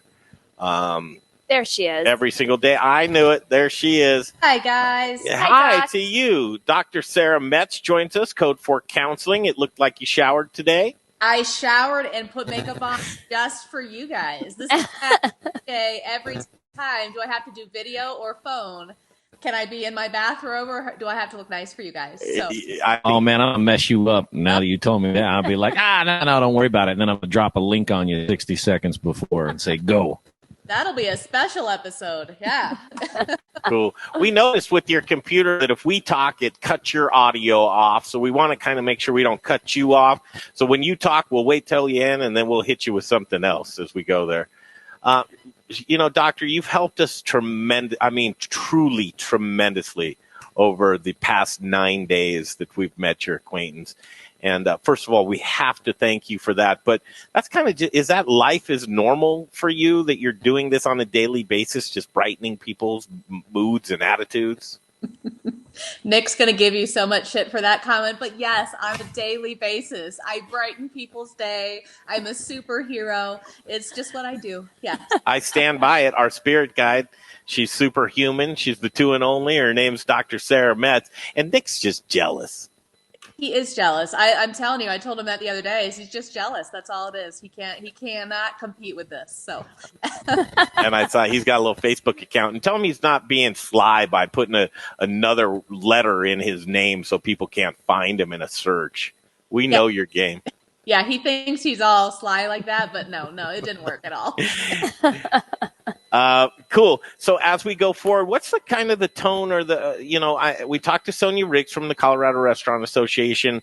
Obviously, they've reached out to you as well. What's the tone just general and overall? And I know we do talk food service and people, but what's the tone of just the humanity right now? It kind of ebbs and flows. We're certainly seeing a lot of people who are trying to stay really positive, but on the flip side of that, people are really having a hard time. And the tough side of this conversation is that mental health doesn't take a break just because there's a crisis. And so people are still dealing with the issues that they dealt with before, and now it's kind of just on steroids. So substance abuse issues and depression, anxiety, child custody issues are something that we're seeing kind of spiking right now as the courts are closed. And so people are really having to deal with a lot of these big issues on their own, and they don't have the same support outside that they did before. So we're seeing people kind of come to us and really dealing with some pretty critical things. And we're also seeing people really trying to stay resilient, which is amazing. What's cool is yesterday you shared with us the book you're reading. Yeah. Right? Book. What are let's get 3 good reading books that may be able to put you in the right direction and just kind of do your own homework for yourself. So 2 come to mind right off the bat. One is called The Upside to Stress. It is written. Is there an upside? There is, apparently. She says there is. And I will tell you, both of these books also come with a TED Talk. So if you want to check the TED Talk out first to see what you think of the style, Upside to Stress is written by a health psychologist, Kelly McGonigal. She's got a really cool laid-back vibe about her, and she does a TED Talk called Make Stress Your Friend or something similar to that. So check that book out. The other, I have a girl crush on Brene Brown. So anything written by, I do. She's sexy and she's intelligent. She's the whole package. I would tell that to her face. But Brene Brown. I thought you were all of that. Now I have to go see Brene Brown. All right, let's do another one here. But Brene Brown has a couple of good books. She did one of the best TED Talks of all time. And it was called The Power of Vulnerability. And it's also a book that she's written. So those 2, if you're really looking for kind of the science behind wellness and stress management, both of those women are powerhouses in their field, and they make the content really accessible to folks. How about audio podcasts? Are you listening to any? So my girl crush also does a podcast. Okay. I don't remember what it's called off the top of my head, so I will multitask and try to find it here. But if you look up Brene Brown, she's got a website, she's got books, she's got a podcast now. So that's one that I definitely check out, and she's really good. Simon Sinek is another one. Simon Sinek has a podcast, and he's got some good books. He's a pretty popular speaker. Sinek, Sinek, is how you spell his last name. He's got some great material out there, too. When can we expect your podcast, Doctor? It's actually something, don't say that, because Nick's going to be like, oh, my God. So we equipment. We just don't know how to use it. So we are very quickly realizing we've got to, adult more and learn how to do these things. So well, we owe you. So maybe we can help you launch that podcast. I would love to take you up on that because it's definitely something we have been asked many times. We do podcasts for other people all the time, but we haven't launched our own. We've got the ideas in our head. We just haven't gotten to figure out how to do technology. So we're gonna seriously. That's gonna be something we're gonna do. Done. That would be amazing. We'd love it. Fantastic. Doctor, I do have a question for you because I think, and we may have touched on this, but the days are flowing together at this point. In regards, I think that we've been so focused on the industry and what's going on that we've forgotten the moments of people who are in domestic situations, who don't have school and don't have work to escape. What's the best way to recognize those situations or, offer a solution? Where can they go? I mean, obviously you have your standard safe houses and things like that, but there's that fear, and sometimes it's just not an option.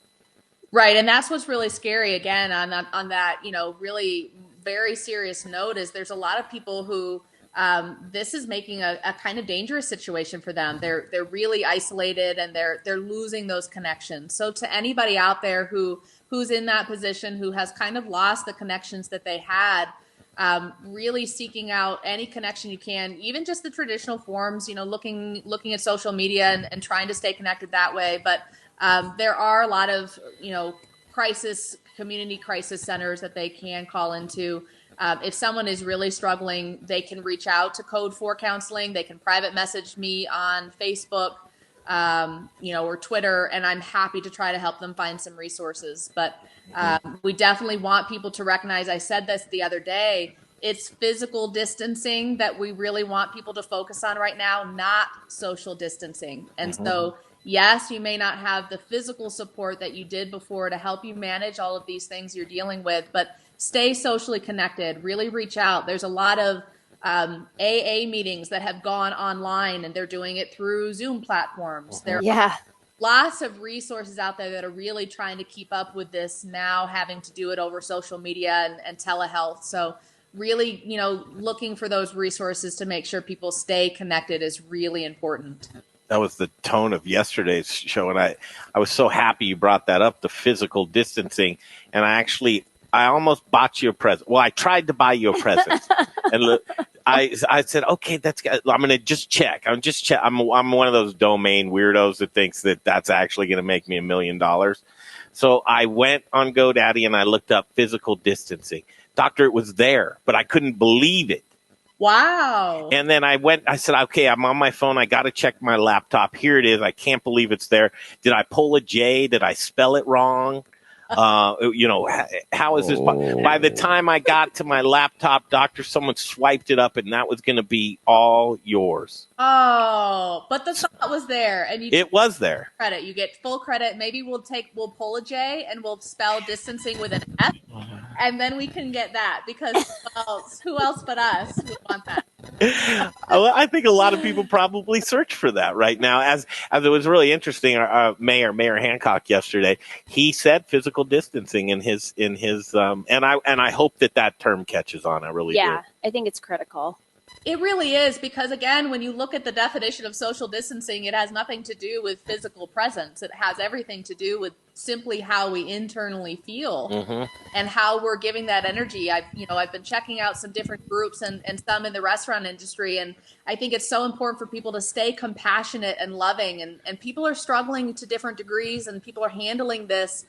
Some are handling it better and more resiliently than others, but it's so important to stay loving and connected and compassionate to people, and to make sure that the energy doesn't turn aggressive and judgy. Yeah, in fear of Eric, I'm gonna physical distancing we're talking about, and a lot of people are like practicing it really, and there are people that you want intimacy. Like, I want to give you a hug, doctor. I really do. And that's all we can do right now. But what do you do in this time to where you might want to be intimate and you don't live, and you've chosen that, whoever you're not with, and you don't sleep in the same bed, you live somewhere else, they have kids, you're missing those people. What do you do with that, doctor? Yeah, I think even with that, you still get creative. I think making sure people realize sexting should be increasing, and creating little videos and sending pictures to each other should be increasing right now. And you should see Jay right now. Well, there's a couple of things that pop into my brain. It's like, far out. But what happens when they don't say anything or send anything back? Well, it has to be actually wanted. You maybe talk about it before. I was going to just tell you, I can prove, and I have proven on many occasions, that physical distancing and social distancing are completely different things, because I've been sitting next to women and they're completely social distancing themselves from me when it's like I could touch them, But Doctor, there you go. I just want to hear you say that again. The sexting piece? Whatever. Well, Nick said, oh no, she didn't. Yeah. Oh yes, she did, Nick. Yeah, I think to your point, I mean, people get so uptight about these things, but yes, of course, is intimacy, physical intimacy, everyone's preference? Of course it is. Can you create some really fun, creative memories with people that you love and do some different things? Yeah, you can. And so you definitely use this time to get a little bit creative. I think that's really important. Yeah, and stay within your lifestyle. You know, Jay likes groups, so he can do Zoom with a whole bunch of people. Orgy, yes, it's a day. You did it again. I can't believe just like 3 hours of just talking and just paying attention. That's a hard thing for me to do. But at the end of the day, wow, doctor, you came through again. Yeah, thank you. Well, we love you guys. Nick and I both do. We're very attached at this point. So come down and give you guys both a big hug. I know we'll have to have her and Nick over when we have the Avelina dinner here. It's going to happen. Mm-hmm. Talk about sexy. That dinner he made was incredibly sexy. So that's a good pice of meat. That was a very nice piece of meat. Did you check that out a little bit? I did. I always tune in and listen for a little bit. So, well, you must like us because you keep coming back. You guys are about to get it on your phone, just but got it. Coming through, the city and county of Denver has issued a stay-at-home order for residents and businesses. This order is in effect now through April 10th due to the COVID-19 outbreak. Essential activities needed for health and safety, like getting groceries or medications, are permitted. For more information, please visit denvergov.org. That was announced yesterday, but now it's 5 o'clock. So now it goes into effect. Mm-hmm. Yeah. And I think even with those, stay in place orders, I think they're confusing to people, and they'll continue to need to, just process and figure out what that means for each person. And I think those are scary. It's scary times, but physical distancing, not social distancing, is still the message there. Yeah, they're just looking for the COVID-idiots out there, not playing by the rules. Thank you, doctor. Can we get you again tomorrow? I think we have a standing appointment, right? It's date. I will be here for you guys for as long as You're amazing. And thank you for being a resource and allowing us to plug you too. I think, the awareness of things like we just discussed that people aren't aware of if they're not in that situation, of just keeping an eye on people you love. If you're not hearing from friends or family that you normally do or seeing them active, check in on them. Just make sure they're doing okay. Absolutely. That's a good point. Yeah, totally agree. Code 4 counseling. Can we have 30 seconds? 30 seconds of what? More sexting? What do you want? I already started. I don't know about you guys. Jay's texting. I'm getting some things going right now. You'd be surprised what you can do in a little producer's chair. I thought you might give us 30 seconds on what Code 4 counseling is. Well, yes, and there's part of it is a good sense of humor and just really, helping people out. And we love our responders, but we're really starting to get very attached to the restaurant industry as well. So whatever we can do to take care of the mental health and put a smile on people's faces is what Code 4 is all about. Yeah. Hey, tell Nick I'm starting to fall in love with him, too. I like his sense of humor a lot. Don't say that. Andy's going to get jealous. Oh, yeah. There's a lot of love to go around. Thank you, doctor. We'll see you tomorrow. Absolutely. Take care. Thanks, Doug. Have a good night, Nick. Thank you. Bye, guys. Bye. Woo, what a show. Hey, it's such a show that I didn't do one live read, which is okay. That's okay. And, we want to talk about everything, but I want to end this show with thanking Rebecca Berry for being here and working hard. And she's somebody who works with Fourth and very important to stay connected. You're killing it, young lady. Thank you. And Fourth is a resource, but more than that, when I talk about people doing business with people, this is a person you want to do business with, because showing in times like this to where you can just hide away, put it down. You want to be there for people, and you truly are. And so Fourth, talk about yourself for just a second. I've been in the industry roughly 10 years in different aspects of sales and fell in love with it years ago. My background is actually cosmeceuticals and being a hairdresser and cosmetologist and that whole round. But I love this industry. My first job was with RTI, slinging frying oil and teaching chefs and cooks how to actually properly rotate. So I've been in the back of the house, and that's where I fell in love with it. From there, I've touched a lot of different aspects. However, it's the passion of our industry. It's the people. We're different. We're a different breed, that's for sure. But there's a lot of love in this industry and support. And so I love what I do. And right now I'm getting the opportunity to have the silver lining of joining Fourth and having the support from my boss, Thomas French, to be able to spend every day here to support our team, to support people, to be a resource, and to help keep your head up. In a world that's so overwhelming, to have a vast amount of resources from a group that just has their poop in a group. They've got it together. Their resources. Rebecca's opening herself up. I encourage you, take her up on it. Ask her any questions, whether it's payroll, taxes, how can unemployment. We help come up with different ideas? She would do that. Hot schedules by Fourth. Rebecca.berry@fourth.com. I love you, girl. You're just a shining star. Okay, we're going to take off. I don't know what tomorrow's going to bring. Guess we'll find out in the morning. Yeah, and hard at work. Jay Parker, man. Hey, wait, let me thank you, dude. Oh. You're killing it, man. Keep your head up. We're all in this together, and we keep saying that. But on a daily basis, truly, you're doing your end. And we're all trying to do our piece, but you're just stepping up, man. Thank you so much. Yeah. Thank you so much. I'd like to thank, I mean, Greg, I can't, if I start talking about you, I'll get emotional because it's like I love Greg and I hate Greg all at the same time, but the reasons that I hate him for are selfish in respect to him making me work and be better. And so it would go down that road if I was thanking you, but I'm not thanking you, just to be clear.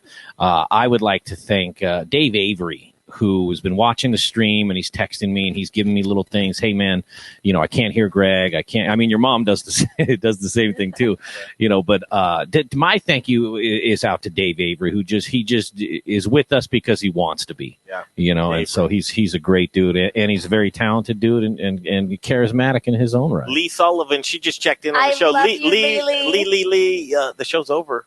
Gal, where you been? Rewatch this show, but I'm going to contact you. I'm going to text you. I want to get you online. Lee Sullivan. Again, you want to talk about pillars of the community? She's my spirit animal. I love Lee. She has been a female mentor to me and brought me into a lot of projects like Firefly, Autism that unfortunately we've had to push out due to this, but we're still going to work on doing our live auctions. But Lee is just everything she touches is with love and turns to gold. And I always run into her in like the grocery store or Home Depot. Oh, I always see her at Barolo. Really? Well, she's a neighbor to that. And Travis. And Travis. Again, you're just good people. I part of my career too, and my success has been people like them. It's been people like Little Rich.